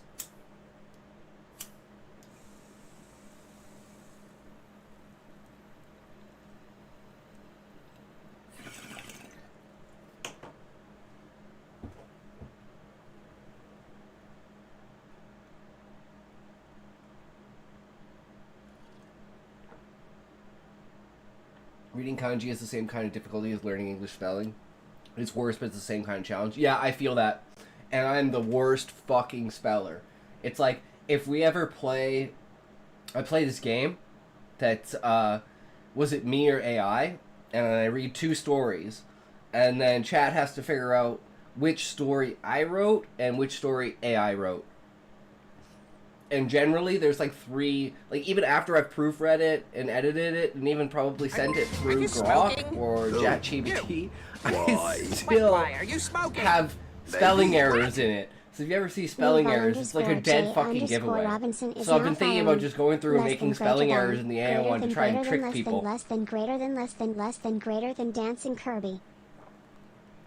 Levi J. Robinson, thank you for the follow, good sir. Much appreciated. Welcome, welcome. Feel free to, I did a bunch of commands and activated some shit before the stream, because I've never done, like, the loyalty points system and stuff like that, and I was like, fuck it, let's, because every day I kind of want to do something, like, something new to evolve the stream. So whether it's, like, putting something more in the background, like, I want to learn Japanese, but I got to settle mastering my French. Oh, we had a discussion yesterday about how English and French are the 2 hardest languages in the world to learn because of, like, specifically connotation, and a lot of words sound the same, and, like, you can't tell how it sounds from how it's spelt. And it's like, among all of the languages in the world, French and English are the fucking worst for that, because they're both accumulations of other languages that have evolved over time. Okay, so we got the Shimmering Abyss and the Orbs of Area 51. Let's see what we got here, boys. The desert stretched endlessly under the oppressive weight of the moonless night, and the kind of darkness that seemed to swallow sound and light alike.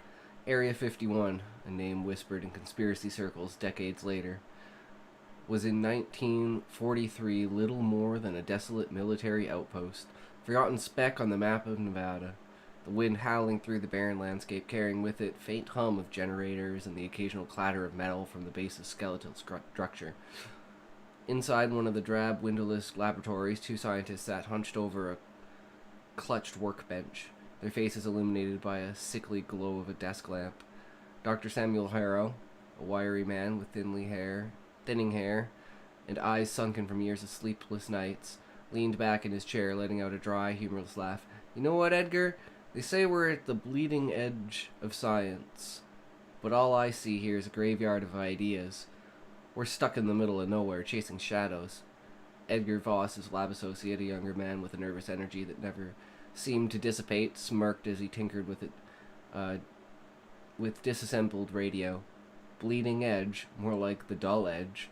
I thought working here would mean uncovering the secrets of the universe, not cataloging dust particles and broken equipment.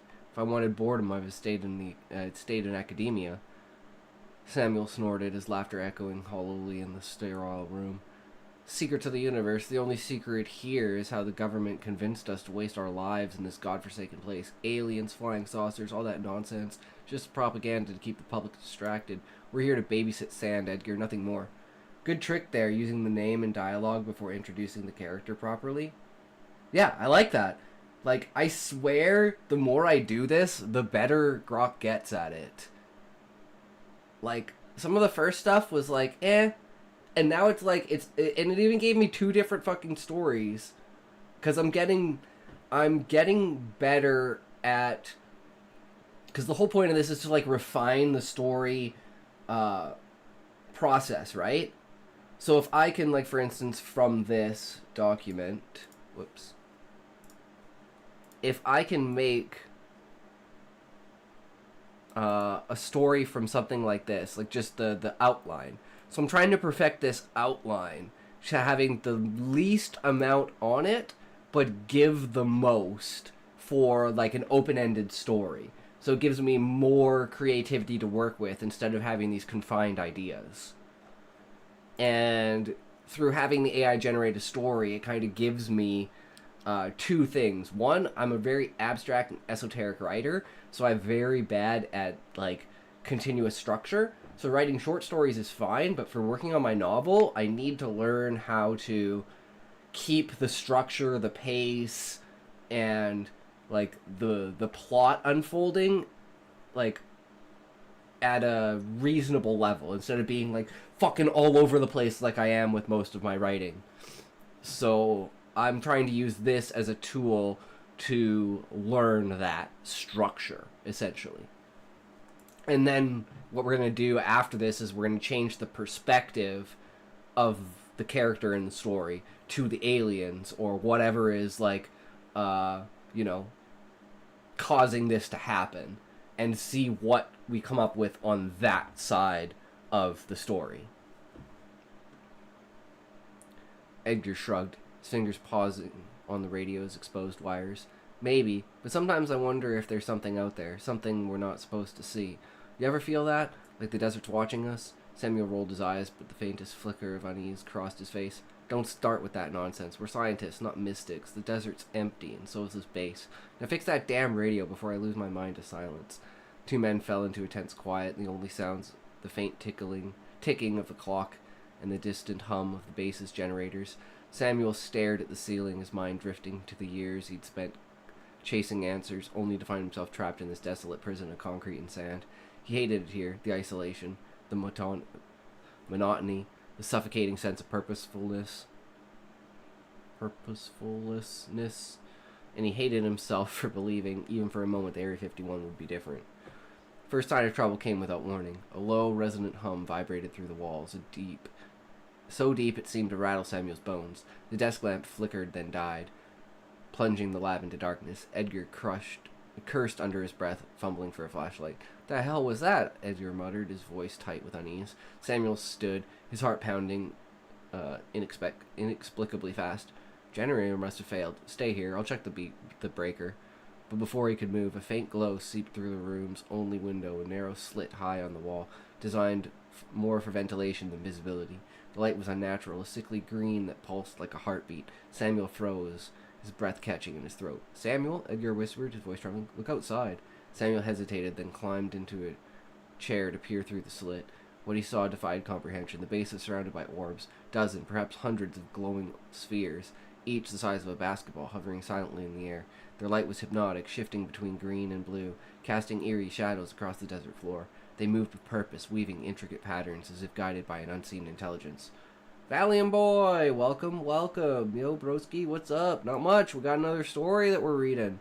We were doing maps earlier, thanks to Levi. He showed us a program that, oh, I have the commands now. I can do this. I totally forgot. Let's do this.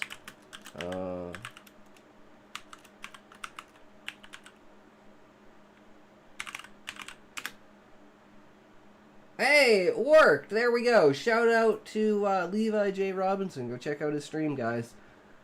He was making maps for lore reasons for, I don't know if it's a book or a short story or just a game or anything like that, but yeah, go give him a shout. He's got what it takes, man.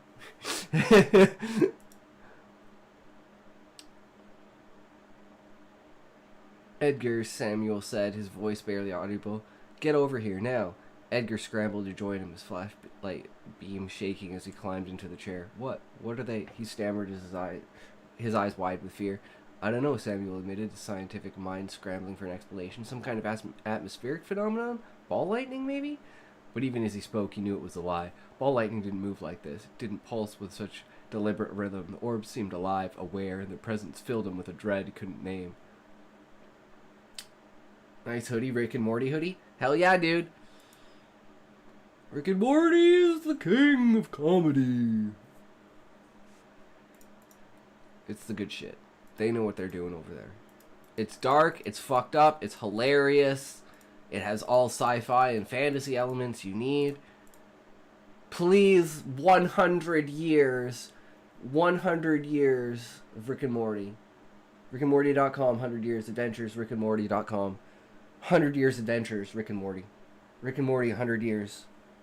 100 years, Rick and Morty. For a moment, neither man spoke. Then Edgar whispered, Samuel, I think they're still here. Oh, wait. I think I missed this. The power remained off. The base plunged into an unnatural silence, broken only by the hum of the orbs. Samuel and Edgar watched transfixed as the spheres began to converge, forming a circle directly above the lab. The air grew heavy, charged with an energy that made Samuel's skin prickle. And then, without warning, the orbs vanished, leaving the desert in darkness once more. For a moment, neither man spoke. Then Edgar whispered, Samuel, I think they're still here. Before Samuel could respond, a blinding light erupted from the center of the lab, a column of pure, searing energy that seemed to tear through reality itself. Samuel staggered back, shielding his eyes, but the light consumed him, pulling him into its depths. He felt his body dissolve, his consciousness ripped free, and then nothing. When Samuel opened his eyes, he was no longer in the lab. He was floating, weightless, in a void of infinite darkness. The silence was absolute, a suffocating absence of sound that pressed against his mind.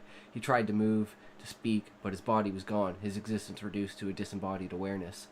And then he saw it, a presence, vast and incomprehensible, looming in the void. It was not a being, not in any sense he could understand, but a force, a consciousness that dwarfed his own. It spoke, not in words, but in sensations, flooding his mind with images and emotions. He saw stars being born and dying, galaxies spiraling into oblivion, and humanity a fleeting, insignificant speck on the cosmic tapestry. He felt its gaze, cold and indifferent, stripping away his illusions of control, of understanding. Science, the foundation of his life, crumbled in the face of this infinite and unknowable truth.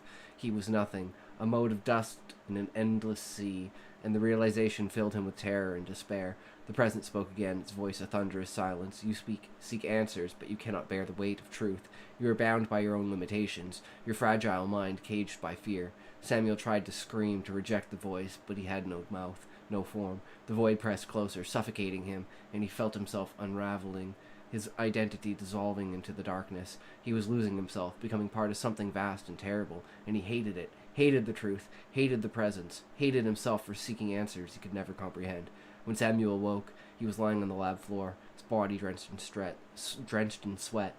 The power was back on, the room bathed in the harsh glare of the fluorescent lights. Edgar knelt beside him, his face pale and drawn. Samuel, Edgar said, his face shaking, you were gone. I saw the light, and then you collapsed. What happened? Samuel sat up, his hands trembling. He wanted to dismiss it, to cling to the safety of science, but the memory of the void lingered, a shadow on his soul. I don't know, he lied, his voice hollow. A hallucination, maybe? Stress-induced? But he knew it was no hallucination. He had felt it. The presence, that the truth that science could never explain, and it terrified him. In the days that followed, Samuel withdrew, haunted by the experience. He questioned everything, his work, his beliefs, his very existence. Science, once his refuge, now felt like a lie, a feeble attempt to impose order on a universe that defied comprehension. He hated the orbs, hated the void, hated himself for glimpsing the truth he could not unsee. Edgar tried to help, but Samuel pushed him away, consumed by doubt and fear. He stopped sleeping, stopped eating, his mind spiraling into dark abyss. The desert, once merely desolate, now felt malevolent, its silence a reminder of the void's indifference. Weeks later, Edgar found Samuel's body in the lab, a revolver clutched in his lifeless hands. A single bullet had ended his torment. His blood pooling on the cold concrete floor beside him lay a note, its words scrawled in a trembling hand. The truth is too vast, too terrible. Science cannot save us. I cannot bear it. Forgive me. Edgar stared at the note, his hands shaking. He wanted to grieve, to mourn, but all he felt was fear. The orbs had not returned, but their shadow lingered, a silent warning. He looked out the window onto the endless desert, and wondered if the void was watching, waiting. And in that moment, he hated it all, the base, the orbs, the truth. Most of all, he hated himself, for he knew he would never escape the darkness that had claimed Samuel. That's not bad. I love that ending, though. Fuck yes. He's just like, I can't fucking take this shit no more. I'm out. Fuck it. Boom. Gone. Okay. So, here is story 2. The Shimmering Abyss. Desert night stretched endlessly over Area 51, a barren expanse of sand and secrets. Inside a dimly lit laboratory, buried deep beneath the Nevada soil, 2 scientists slouched over a cluttered desk. Surrounded by humming machines and flickering dials, Dr. Edwin Hargrove, a weary man of his late 30s with thinning hair and a perpetual scowl, tossed a crumpled paper ball into a wastebasket, missing by a foot. Across from him, Dr. Leonard Fisk, a portly man with sweat stains blooming under his armpits, let out a barking laugh. Top secret, they said, Edwin muttered, his voice dripping with disdain. World-changing discoveries, they said. And here we are, counting dust motes in the middle of nowhere. I swear, Leonard. If I have to calibrate one more oscilloscope, I'll shove this General Hawthorne's. I'll shove it up General Hawthorne's ass. Leonard wheezed, his laughter echoing off the sterile walls. Oh, come now, Edwin. We're at Area 51, the most secretive base in the world. Surely we're on the cusp of something monumental, like discovering the aerodynamic properties of tumbleweeds. He gestured grandly at the empty desert visible through a reinforced window, then collapsed into another fit of giggles. Edwin didn't join in. His eyes, shadowed by sleepless nights, lingered in the window. It's a farce, he said, his voice low and bitter. We're just cogs in a machine, wasting our lives on meaningless data. I gave up a professorship at MIT for this. For what? To rot in a concrete tomb? Leonard wiped his eyes, still chuckling. You're too dour, my friend. At least the pay's good. And hey, maybe tomorrow we'll find a crash saucer or a little green man to dissect. Wouldn't that be a lark? Edwin's lips twisted into a smear. Don't be absurd. There's nothing out there but sand and lies. Science is all we have, Leonard. Cold, hard facts, and even those have abandoned us here. The room fell silent, save for the hum of machinery. Outside, the desert lay still, a void of darkness under the starless sky, where something was stirring, something neither man could see, something that would shatter their fragile illusions of control. It began with a flicker. The overhead lights dimmed, then surged, casting long, jagged shadows across the lab. Edwin frowned, glancing at the power gauge on the wall. What the hell? Before he could finish, the room plunged into darkness. The hum of machinery died, replaced by an oppressive silence. Leonard cursed, fumbling for a flashlight. Another blackout. In a top-secret facility. This is why I don't trust the Army Corps of Engineers. Edwin stood, his chair scraping against the floor. This isn't a blackout. Look, he pointed to the window, his voice tight with unease. Outside, the desert was no longer dark. Strange, glowing orbs, dozens of them, hovered above the sand, their light a sickly pulsating green. They moved in unison, darting and weaving like fireflies, but with a precision that defied nature. Some clung to the perimeter fence, others circled the guard towers, and a few pressed against the lab's reinforced window, their light seeping through the glass like liquid. Leonard dropped the flashlight, his face pale. What are those? Edwin's scientific mind raced, grasping for an explanation. Atmospheric phenomena? Ball lightning? No. The patterns are too deliberate. Electromagnetic interference, maybe? Something the military's testing? But even as he spoke, doubt gnawed at him. Those were not the cold, hard facts he clung to. Those were something else. Something wrong. The orbs began to hum, a low, resonant sound that vibrated through the lab, rattling glassware and setting Edwin's teeth on edge. The power surged back on, but erratically. Lights flickered in time with the orbs pulsating. Alarms blared and then cut off abruptly. Outside, the guards shouted, their voices distant and panicked, swallowed by the desert night. Leonard backed away from the window, his hands trembling.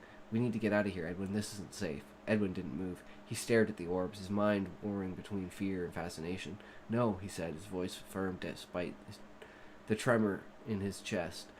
We stay, we observe. This is what we're here for. Data, evidence, answers. But the orbs had no interest in his scientific rigor. One of them, larger than the others, its light a deeper, more malevolent green, pressed against the window directly in front of Edwin. The glass groaned under the pressure, tiny cracks spiderwebbed across its surface, and then, with a sound like a thunderclap, the orb vanished, leaving behind a void of darkness. Edwin's vision blurred, his ears rang, and then the world fell away. He was no longer in the lab. He was elsewhere, above, below, everywhere, and nowhere. His body, or what he thought was his body, floated in a vast, shimmering abyss, a void of light and shadow that defied geometry. The orbs were here too, but they were no longer mere lights. They were entities, beings of incomprehensible form, their surfaces rippling with patterns that hurt his mind to behold. Edwin tried to scream, but he had no mouth, no lungs. He was a consciousness, untethered from flesh, adrift in a sea of alien awareness. The orb spoke, not with words, but with thoughts, impressions, emotions. They poured into him a torrent of knowledge and sensation that threatened to drown his sanity. You see, they whispered, their voices a chorus of discord. You see the lie of your world, the fragility of your science. You are dust clinging to dust, blind to the infinite. Edwin's mind rebelled. No, he shouted. though no sound emerged. I'm a scientist. I deal in facts. In reality, you're nothing but a hallucination, a trick of the mind. The orbs laughed, a sound like glass shattering on stone. Reality? You know nothing of reality. We are the truth you fear, the connection you deny. Look, and then he saw. Visions flooded his mind, worlds beyond worlds, dimensions folding into themselves, beings of light and shadow dancing in a cosmic ballet. He saw humanity small and insignificant, a fleeting spark of an endless void. He saw science, his beloved science, as a child's toy, a crude tool scraping at the surface of a truth too vast to comprehend.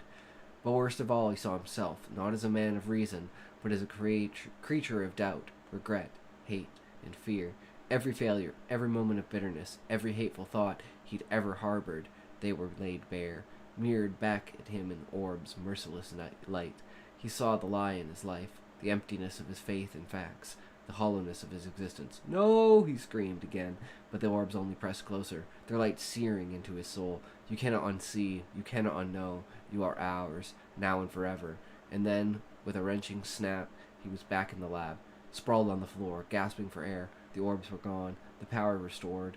Leonard knelt beside him, shaking his shoulders, his face a mask of terror. Edwin! Edwin, what happened? You were screaming, convulsing. God, I thought you were dead.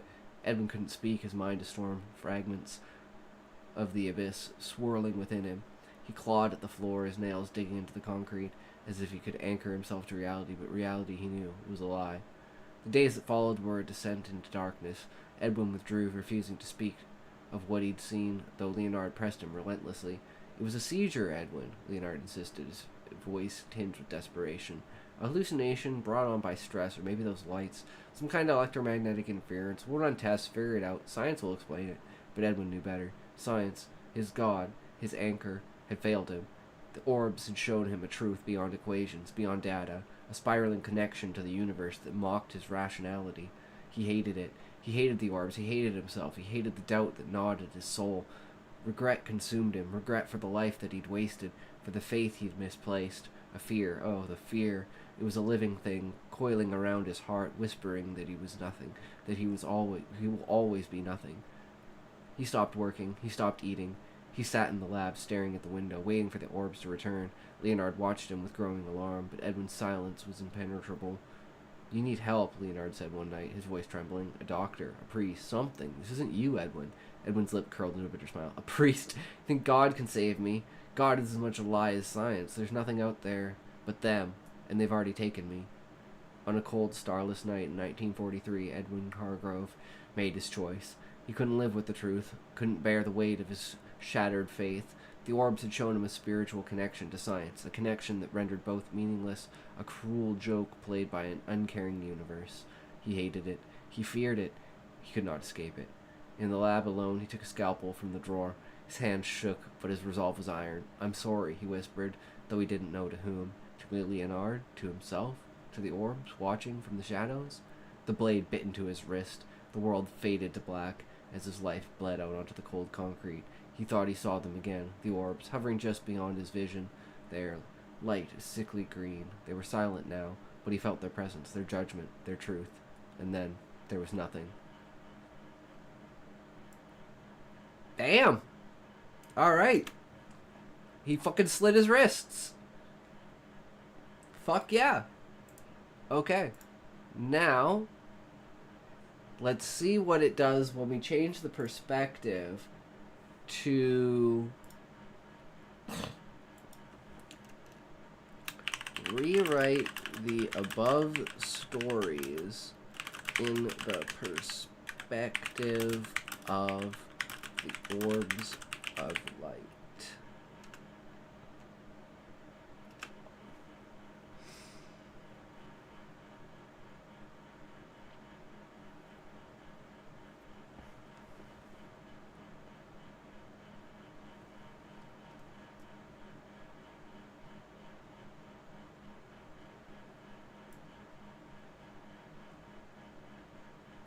The Dance of the Desert Lights. All right.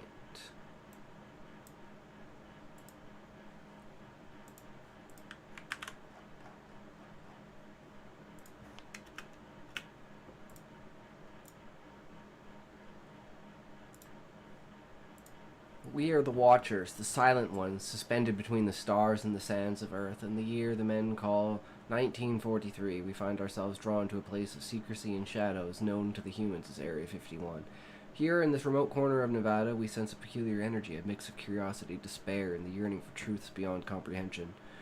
We descend from the vast emptiness of space, our forms glowing with an ancient light, the same that lit up the cosmos at its birth. But we are not bound by the physics these humans try to cage us with. We are the essence of energy, the dance of photons in the void. We approach silently, our glow piercing through the darkness, illuminating the barren landscape with our presence. Inside the cold, metallic heart of this base, we observe two men, their laughter echoing hollowly as they are Dr. Samuel Harrow and Edgar Voss, humans mired in their own small universe of scientific dogma, oblivious to the symphony of the cosmos around them. We feel their despair, their boredom, their subtle dread of the unknown. They pretend not to acknowledge. A7BNCB, welcome, welcome. How's it going? We're just reading some short stories. With a unified intent, we encircle the base, our light resonating with the electrical fields, causing the power to falter and fail. We are not here to harm, but to show, to reveal. The darkness we bring is not just physical, but a mirror to the void within their souls, the abyss of questions they dare not ask. Our light pulses a heartbeat of the universe as we converge over the lab, our energy focusing into a beam that pierces through the walls of their reality.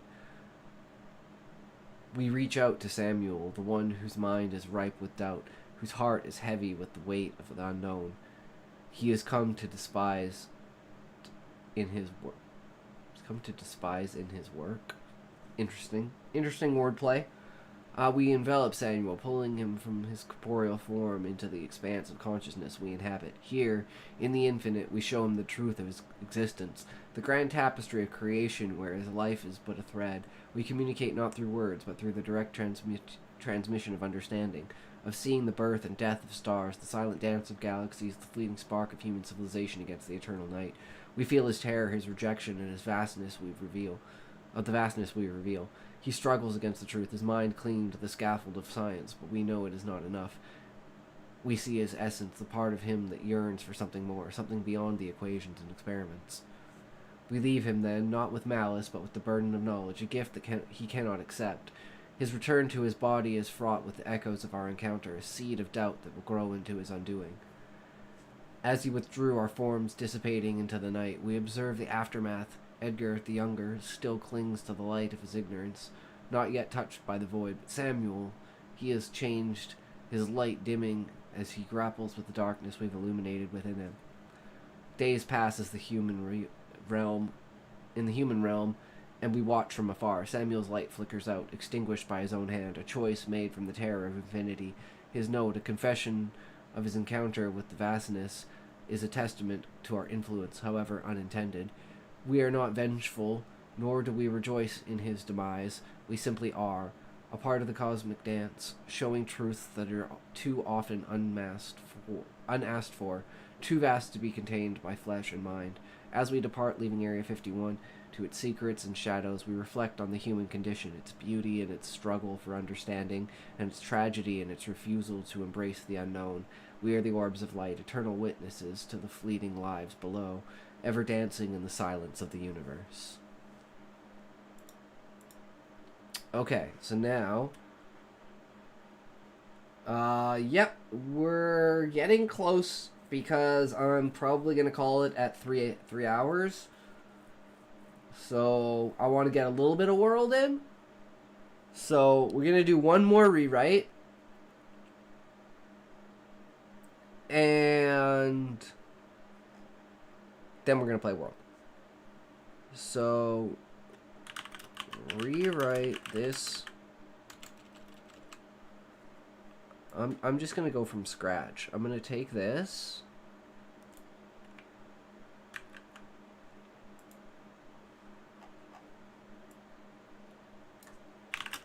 Rewrite this story to make the orbs a being like Seth from Seth. material.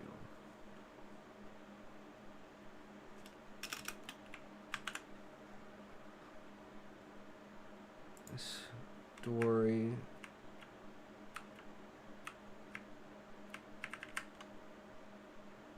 Into 2,000 words.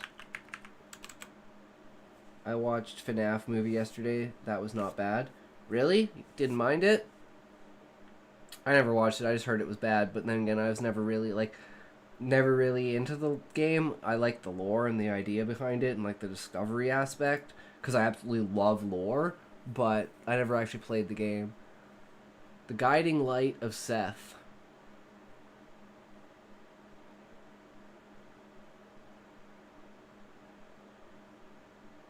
Okay, we just gotta figure out, did it. Is it done? Okay. How many words is this? 1,600. Alright, so it couldn't hit the 2,000 word count, but let's see what it came up with.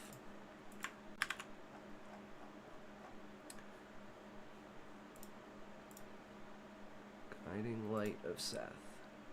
We, a Seth entity of consciousness beyond time and space, find ourselves intrigued by the vibrations of human minds, particularly those at a secluded military installation in the Nevada desert known to them as Area 51.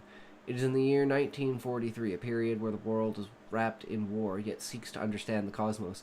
Here we sense a confluence of energies, curiosity, despair, and a deep-seated hunger for truths that transcend human comprehension.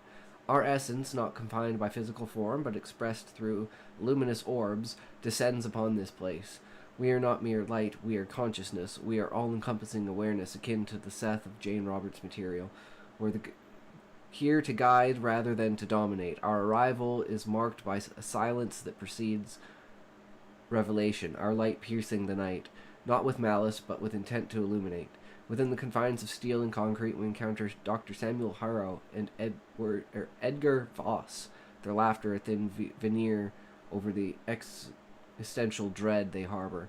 They are scientists, bound by the chains of ephemeral evidence and skeptical of the mystical, yet there's a yearning in Samuel, a crack in his scientific armor where doubt seeps through. As we encircle Area 51, our energy interacts with the base's electrical systems, causing power outage. This is not an act of sabotage, but a prelude to enlightenment, a physical manifestation of the spiritual darkness they grapple with internally. Our light begins to pulse, a rhythm akin to the heartbeat of the universe, converging above their lab. Bonnie, Foxy, Chica, and Freddy, and the antagonist is William Afton. He created the technology of the animatronics and killed 12 children in the 80s. It's like one of those, kind of like the backstory for, like, Freddy Krueger or whatever, you know.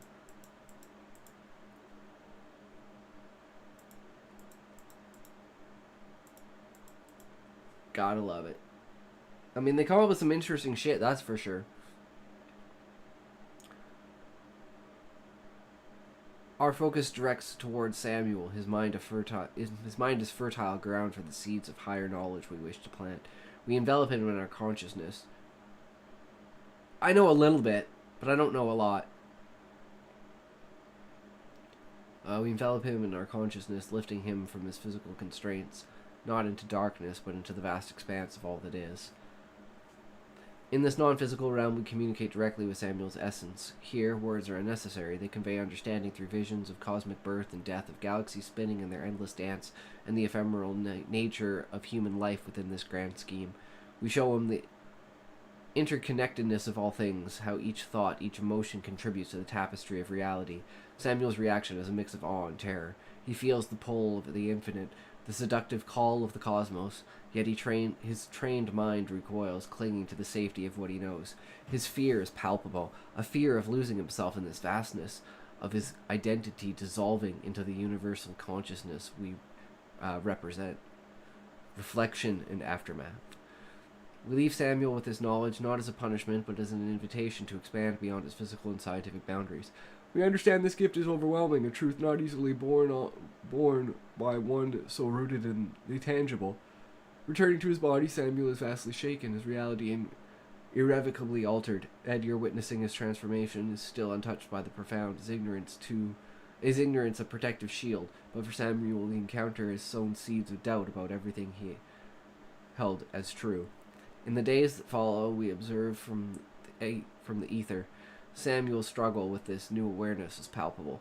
His nights are sleepless, his days haunted by visions of infinity. His quest for scientific certainty now feels futile against a backdrop of cosmic dance as he glimpsed. His end comes not from our actions, but from his inability to reconcile his old self with this new understanding. He leaves behind a note, not of gratitude, but of confession, acknowledging his encounter with what he can only describe as the truth too vast, too terrible. We, as Seth, do not lament his choice. Human life, in all its complexities, is a journey through various realities, each with its lessons. Samuel's was one of confrontation with his own limitations, with the boundaries of his consciousness. That's a theory because we know barely nothing about his birth date, his age, child, etc. And realist and creator of the story about FNAF Universe is Scott Cawthon. Interesting. Our purpose is not to lead, but to guide, to show possibilities beyond the physical. We reflect on the human condition, how it clings to the known, fears the unknown, yet is inherently drawn to it. The tragedy lies not in the revelation, but in the fear of embracing the vastness of one's own potential, the infinite nature of being. As we depart from Area 51, our light faded back into the tapestry of the night sky. We leave behind more than just a story of one man's encounter. We leave a whisper, a possibility that there is more to existence than what can be measured or seen. We are Seth, an entity of light and knowledge, ever present, encouraging humanity to look beyond, to question, to grow. In this dance of light and shadow, we continue to watch, to guide, to offer glimpses of the infinite, hoping one day more will choose to dance with us in the silence of the universe. Damn! Pumping out some good shit. Oh, I never saved the Shimmering Abyss. Yes, save that. Okay. Before I forget, let's do that.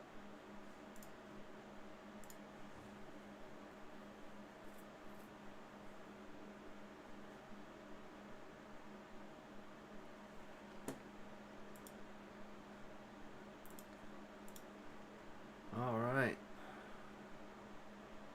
Wait. Wait a second.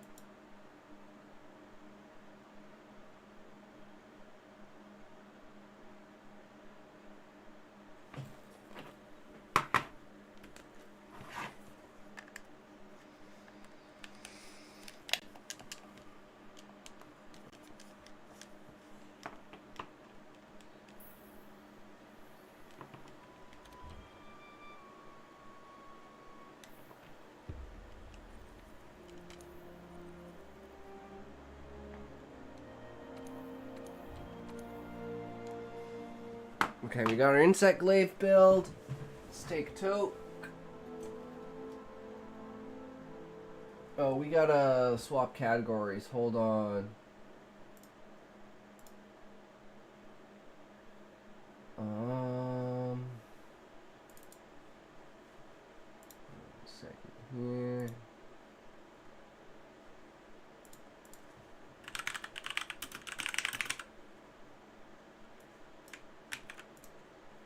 Monster Hunter World.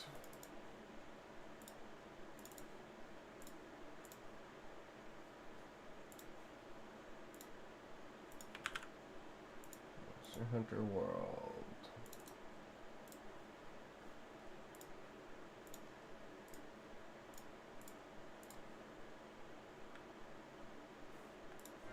All right.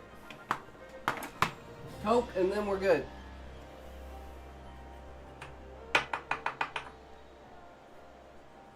Do you have a request for a hunt? Anyone have a request? Any specific monster you want to see me hunt?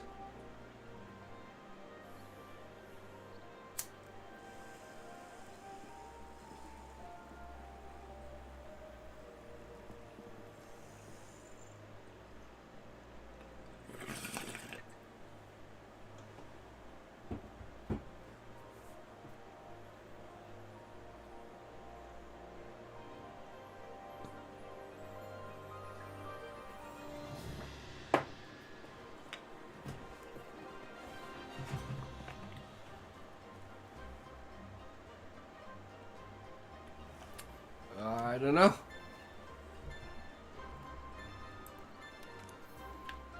I want to get better at Fatalis, but I'm just bad.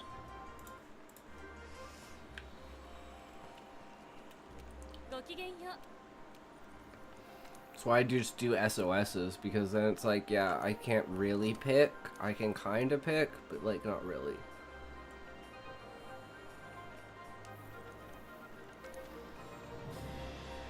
I usually don't like doing events because they're usually really hard. Oh, I'm doing a Zin Ogre. 100% we doing Zin Ogre, boys. Fuck yeah. Zin Ogre's king.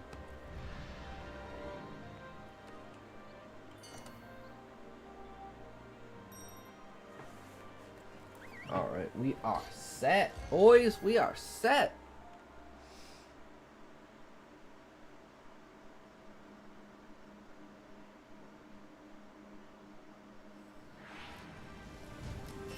I should have eaten, for fuck's sakes.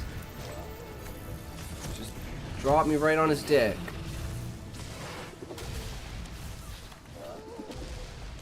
Oh, well, that's one down.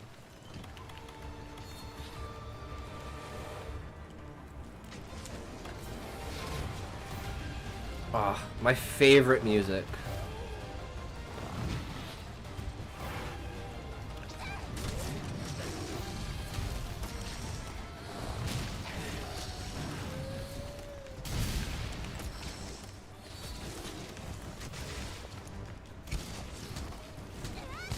Oof, that still hit me.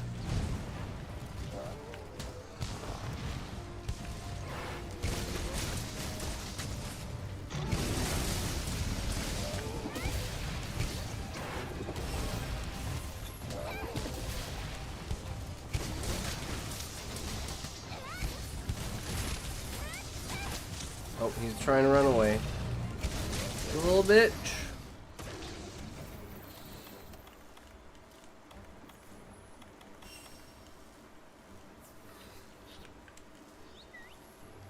Let's go.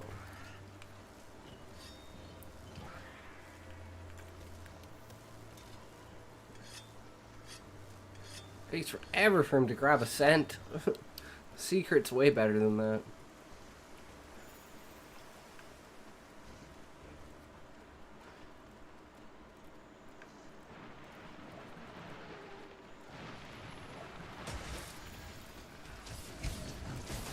Oh, no mount. Oh, is that guy mounted it? Oh, that guy was on it, that's why. Can't mount it when somebody else is mounting it. Wait, did he get knocked off?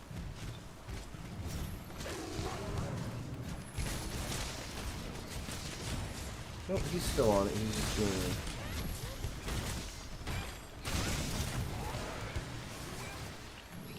Ooh, my shit now.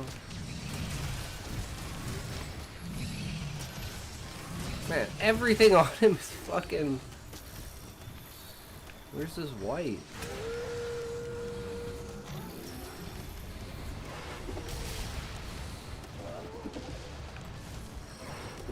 Jesus. Where's your white, bro? I got it before. Oh, okay, it's his tail.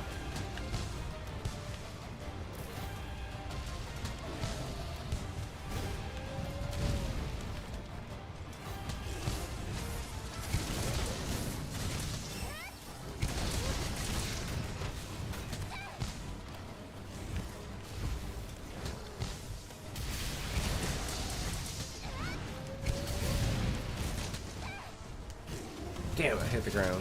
Playing it too close.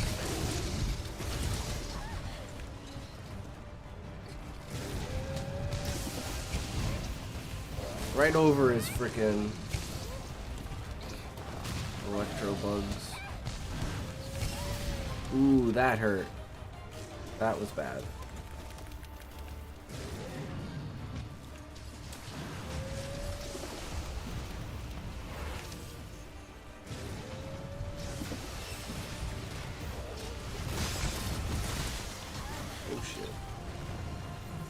Oh no, oh no, oh no. Okay, good, it didn't do like any damage.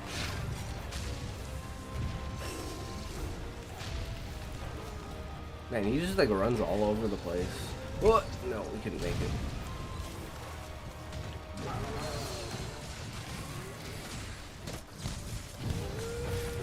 Oh, there we go. That's something.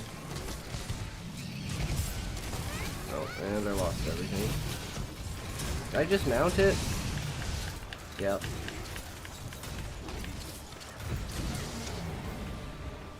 Ow. Well, that sucked.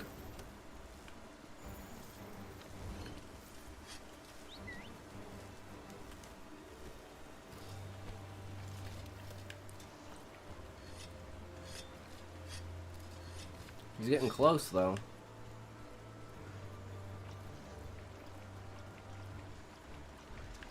Jesus, Bond bro, what are you doing here, bro?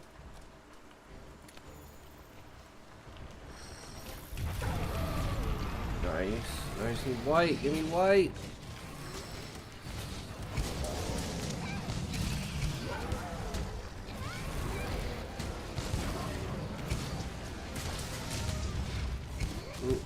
Inkarnate.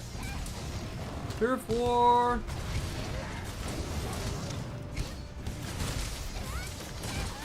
Ow.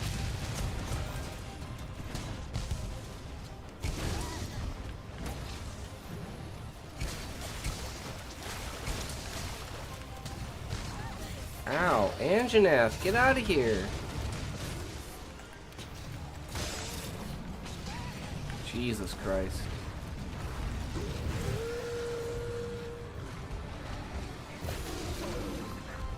Oh, I'm stuck on his foot.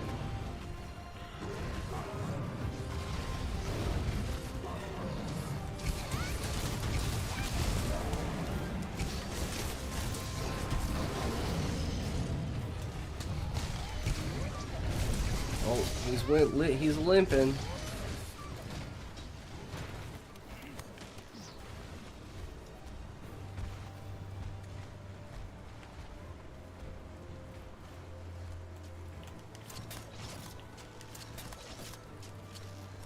Really? That shit doesn't work?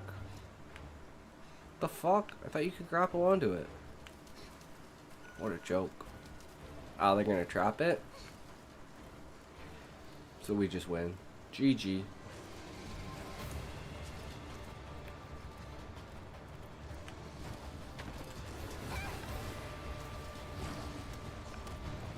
Oh, he's up there? What the fuck is he doing?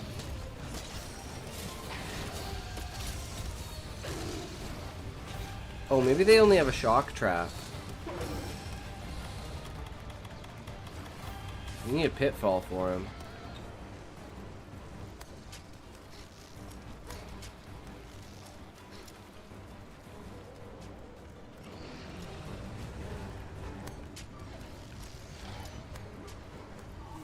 How'd the Anjanath get up here? What the fuck?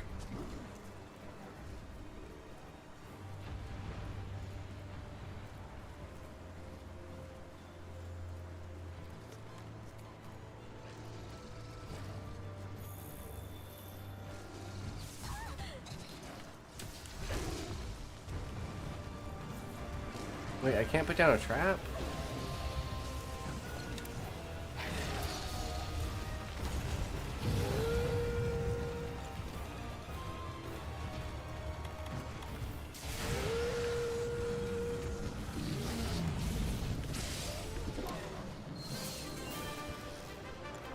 GG.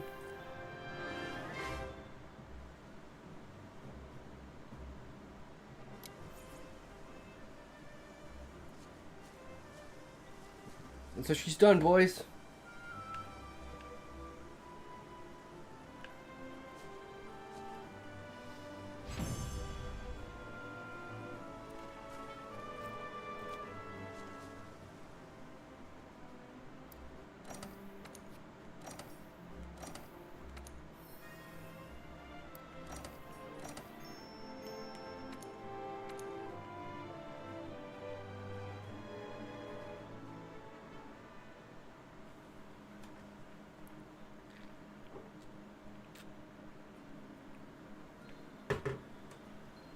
GG broski. I listen G-Easy. Still be friends on speakers on Vibe and don't hear you. It's all good, bro.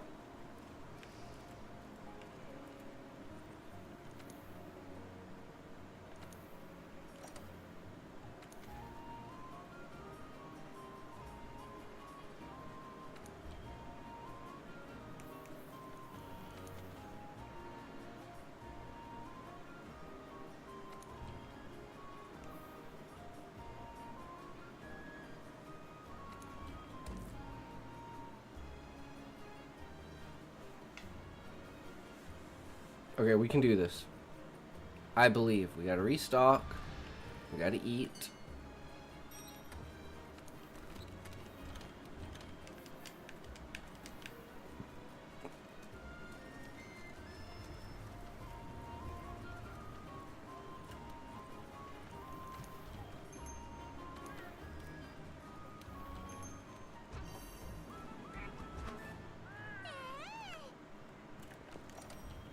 Alright, we should be good.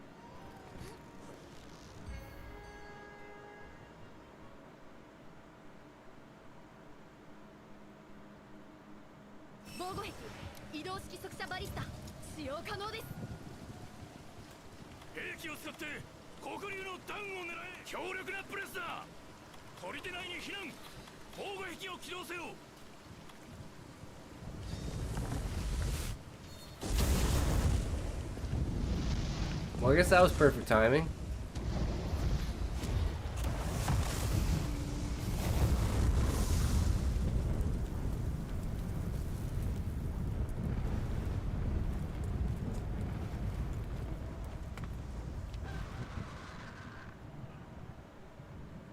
He's pissed.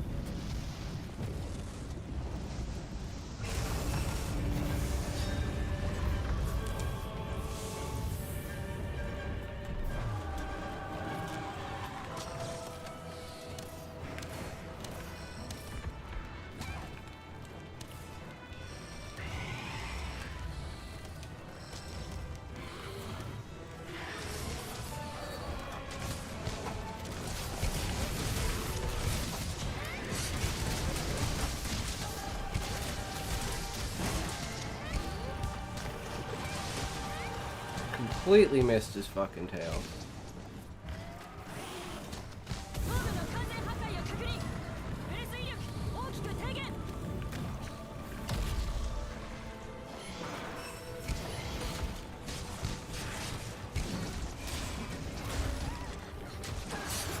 Oh boy, I'm becoming high. I became high. Hell yeah. Flying through the air, boys. Ow.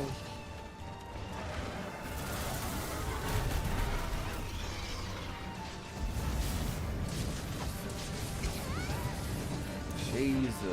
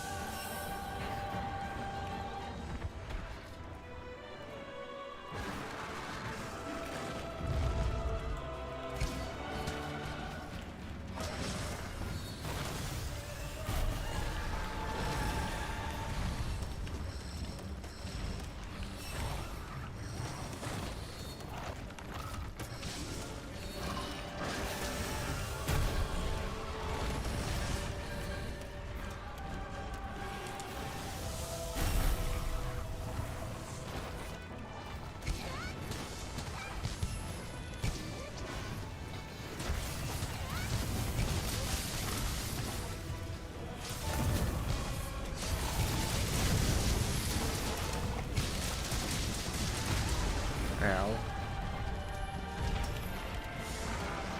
First blunt OG indoor weed kush. Nice. Prime.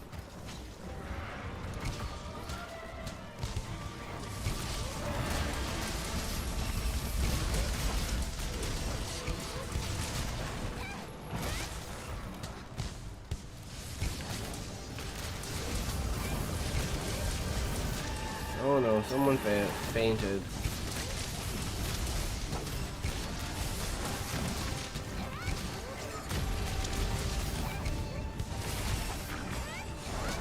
Fuck.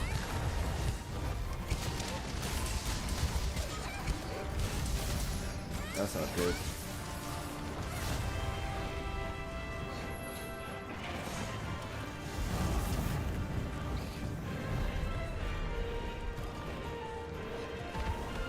That's the one that killed me yesterday.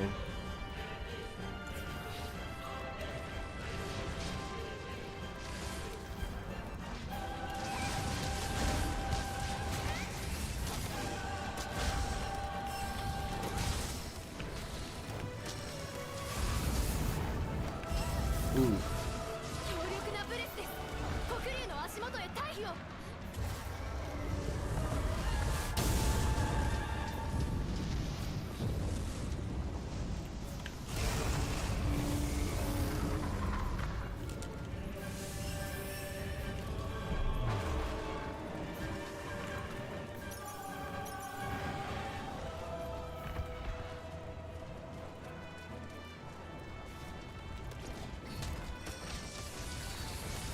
Oh man, I always get hit by that tail swipe.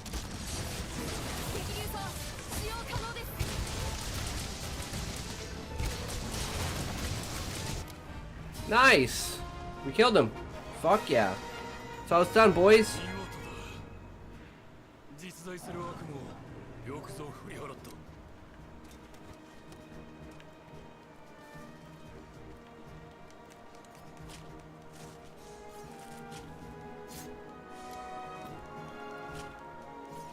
GG.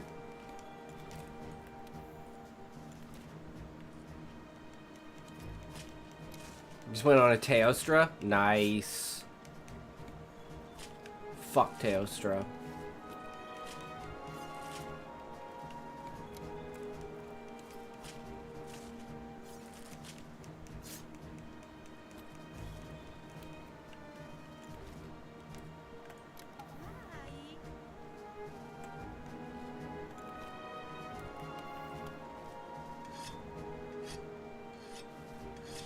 Easy fuck Valstrix.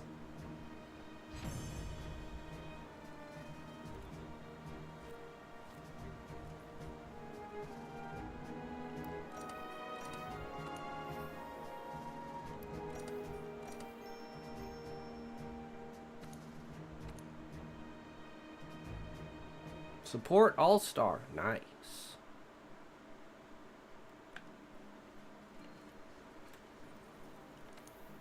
See what else there is here.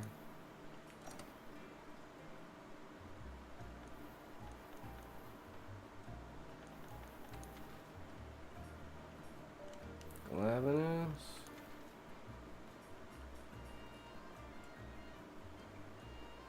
Gold Rathian. Let's do that.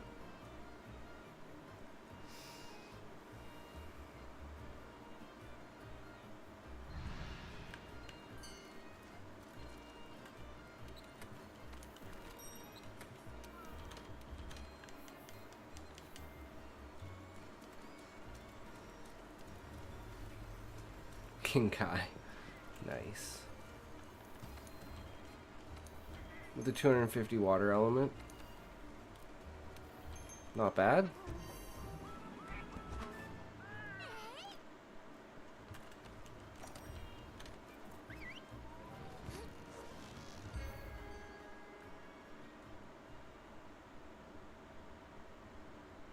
It's pretty solid.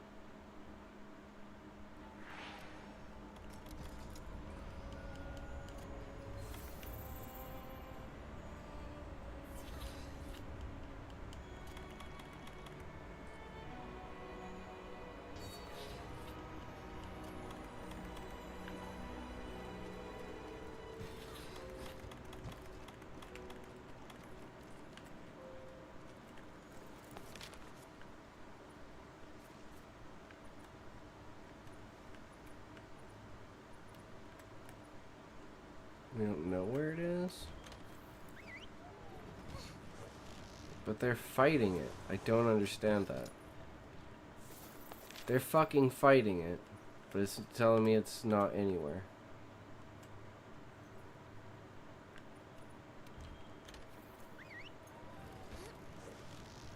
That doesn't help at all.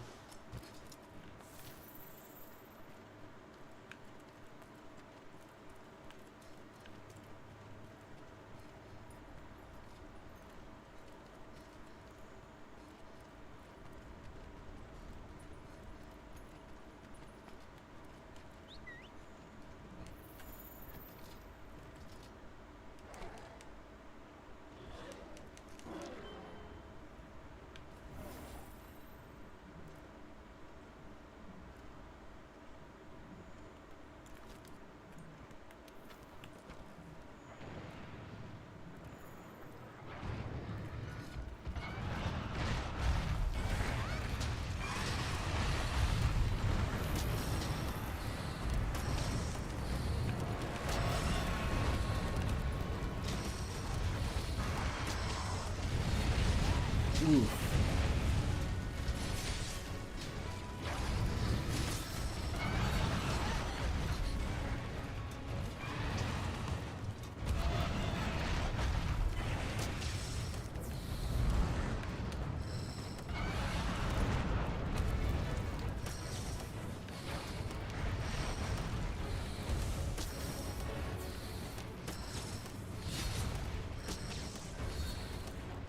God, I can't hit his face.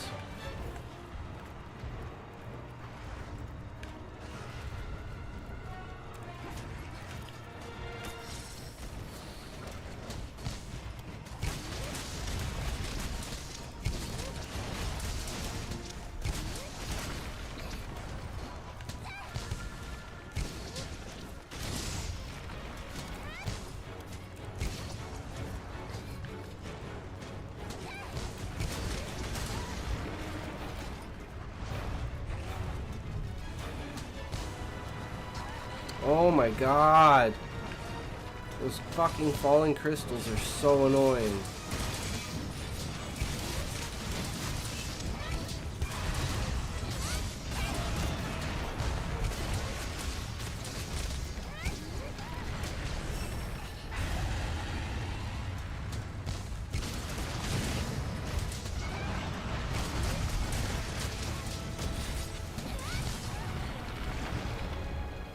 Why? Do these fucking crystals keep falling on my dick?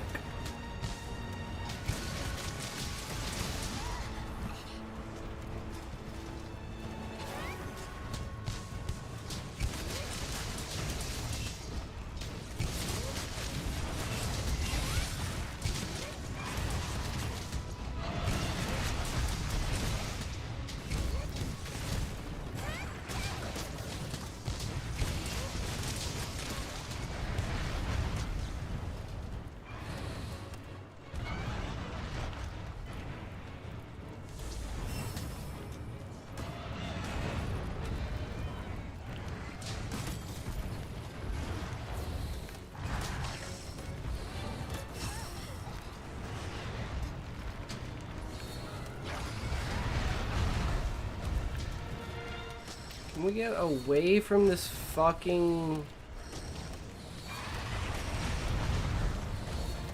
falling shit?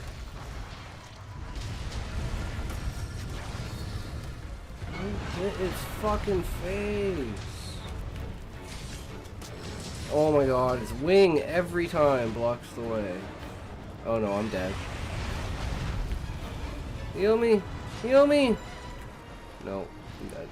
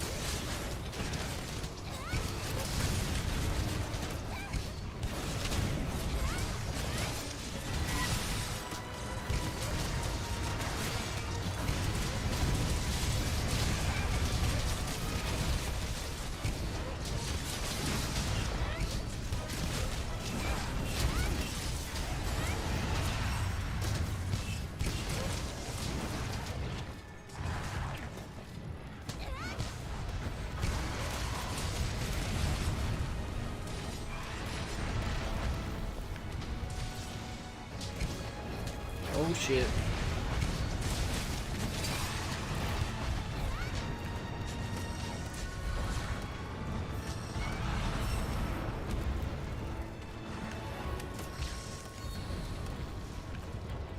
Nice, finally got it easily. Cute little psycho thing. Hello, how's it going? Welcome, welcome. As you can see, we are messing up a Gold Rathian. Do you play Monster Hunter, perchance?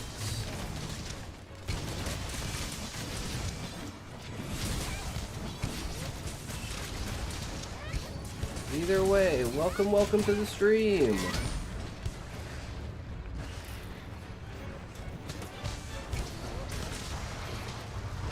Oh shit.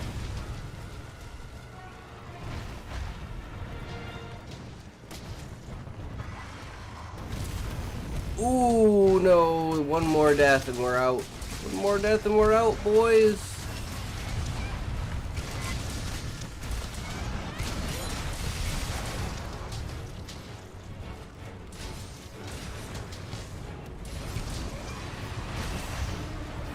That could have been very bad. That was very bad.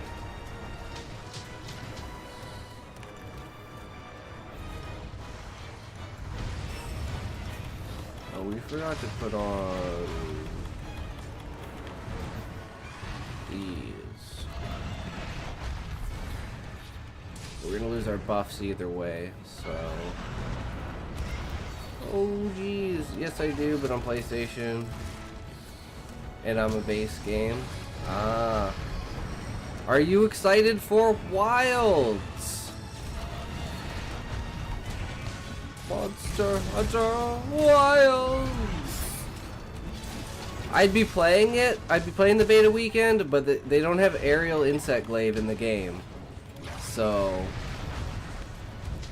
Because I played the beta, it's so good. It is so good. And finding, like, I lost all my hype after I found out there was no insect glaive aerial, but they put it back in the game. It's just not in the beta. So I was like, all right, I'll just play chain sword and or charge blade and switch axe, and maybe a little bit of heavy bow gun.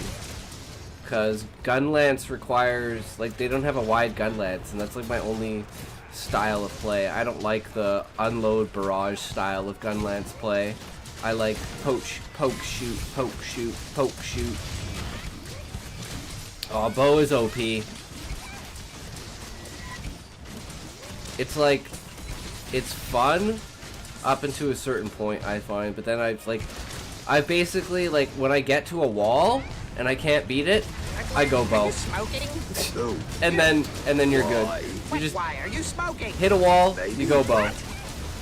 And then get like a perfect build. It's also really good for just like farming and shit. Greater than less than less than greater than less than less than greater than dancing Kirby. Cute little psycho thing. Thank you very much for the follow. I really appreciate it. Welcome to the community. Feel free to check out the new chat commands. We just created those today. You can do hashtag, or sorry, exclamation point talent, and see what your writing talent is. Let me... 88%, damn! That's some writing talent. You should start writing.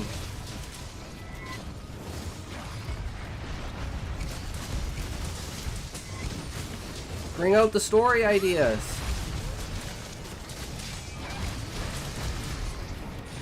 That'd be a good one. Write a short story about the hunt that we just did. That'd be a good one. You used to?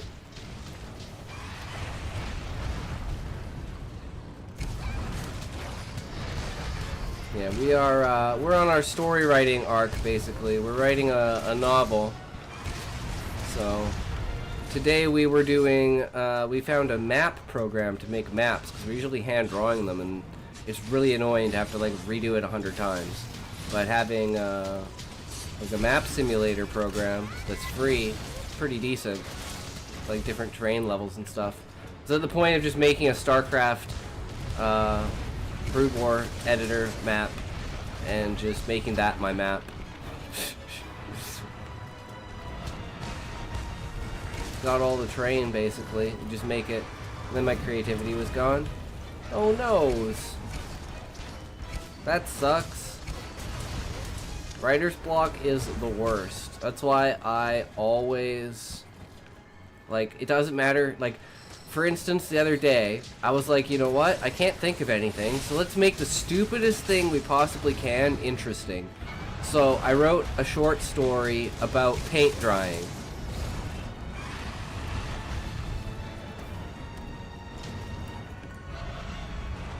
And I'm like, if I can make paint drying interesting, I think I can make anything interesting.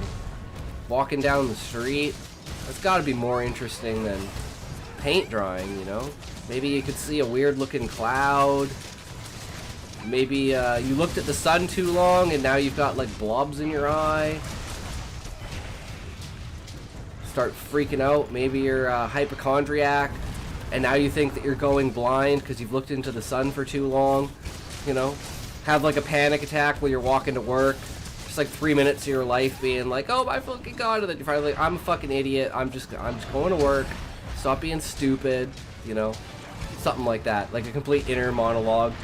I used to write stories about ships and ships in games.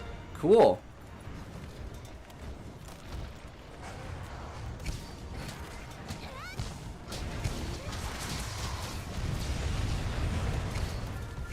Man, when's this thing gonna die? His tail was cut quite a while ago. He is not. Ooh, he is not. Or she is not happy. Oh no. I died last time I got stunned. Not good. Okay, here we go. Keep him down. Batten down the hatches. Woo! Okay, we got the hard one first. That's what counts. I believe in myself. I don't know about them, though. We have one more feint. So as long as they don't die, because I'm, like, pretty sure I'm not going to die. Unless I die here. So I'm going to, like, run the fuck away. Because last time I went to Sharpen, I fucking died. I was like, oh, I'm good. I go to Sharpen and I get, like, 3 shot while I'm Sharpen. And I'm like, well, that was not good. I swear I have protective polish, but it's like not active for some reason. And it activates at like sometimes. I don't understand it. I think it's a part of a set and I don't have the set pieces. I think that's why the one time I had my other build on and it had protective polish. Because I have Mind's Eye, so I don't bounce, but I don't have... Ooh. But then again, just for aerial. And that's kind of like, Mind's Eye is actually kind of a useless stat, but it just comes with whatever I'm wearing.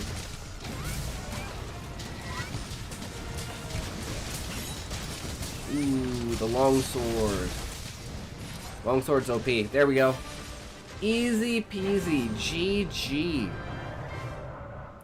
Yeah, you want to hear my story about paint drying? I hope it's okay that I don't really look in the gameplay because I don't want to get spoiled. Just fought Nergigante. Oh yeah, no worries. Understandable.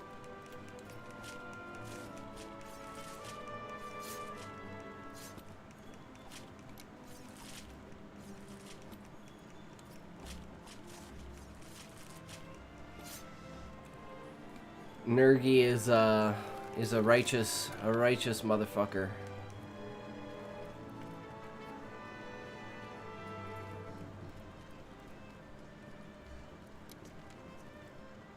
Yeah, there should also be a link down at the bottom if you want to join the Discord community. But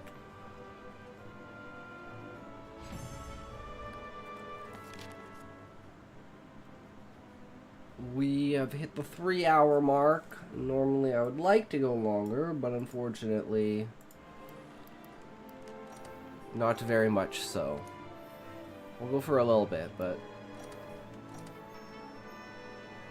we will find someone to raid.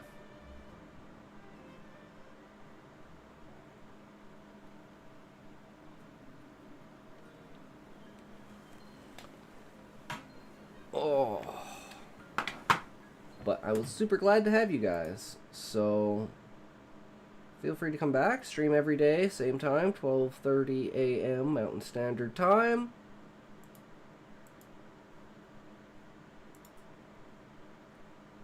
Ugh, scoozy. Let's see here.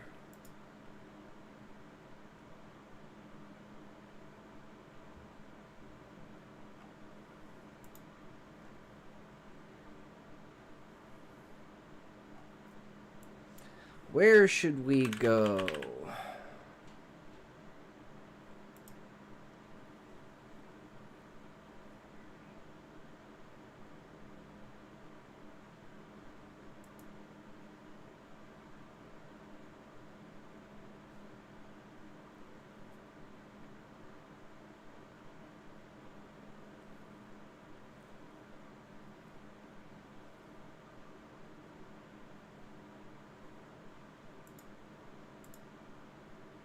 Okay, let's see here.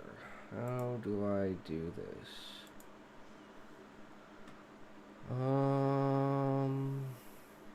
Here?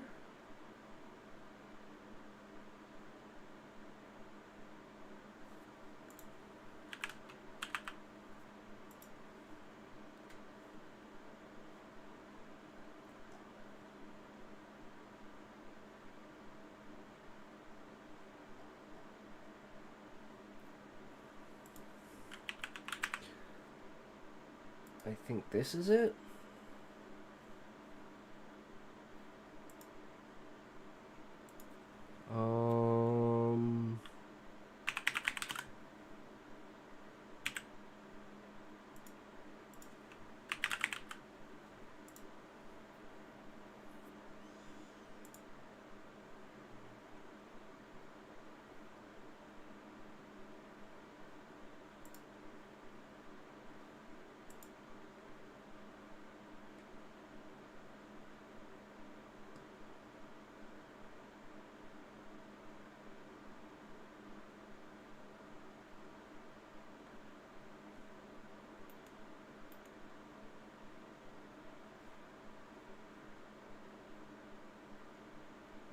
Alright, I think I got one, guys.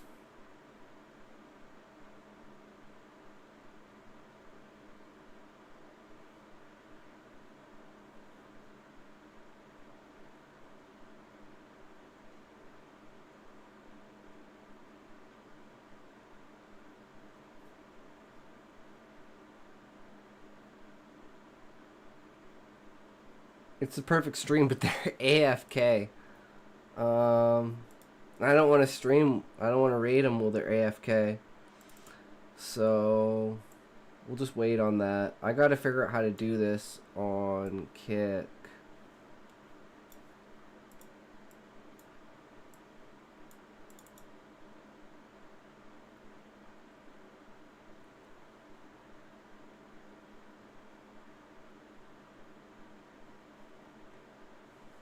Okay, let's see here.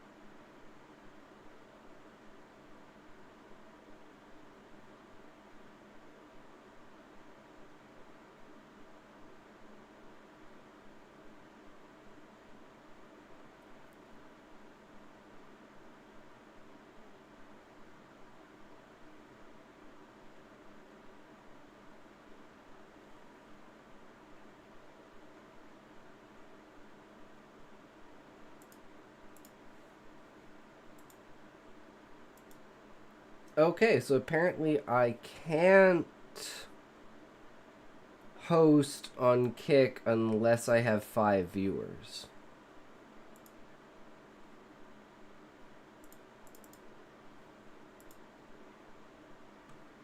And I don't know how long this person's been AFK. I'd really like to stream to raid them.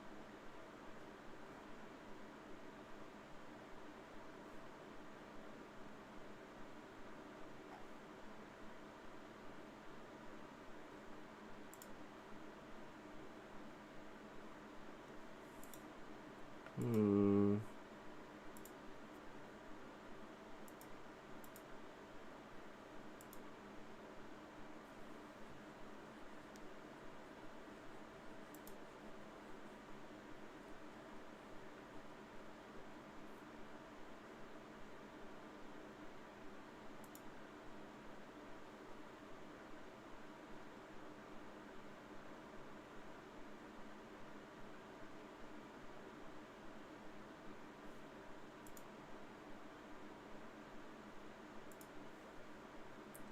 Alright, we got one. We'll give this one.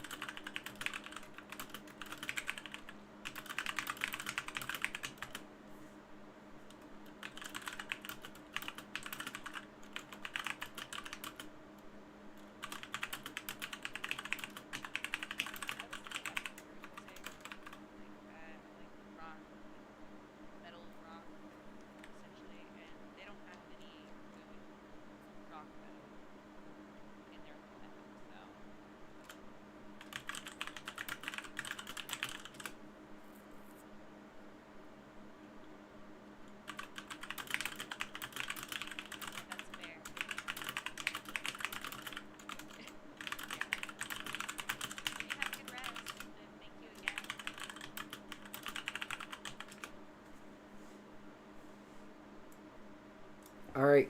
And remember, as always, if you can't say fuck you to your friends, who can you say fuck you to? Fuck you!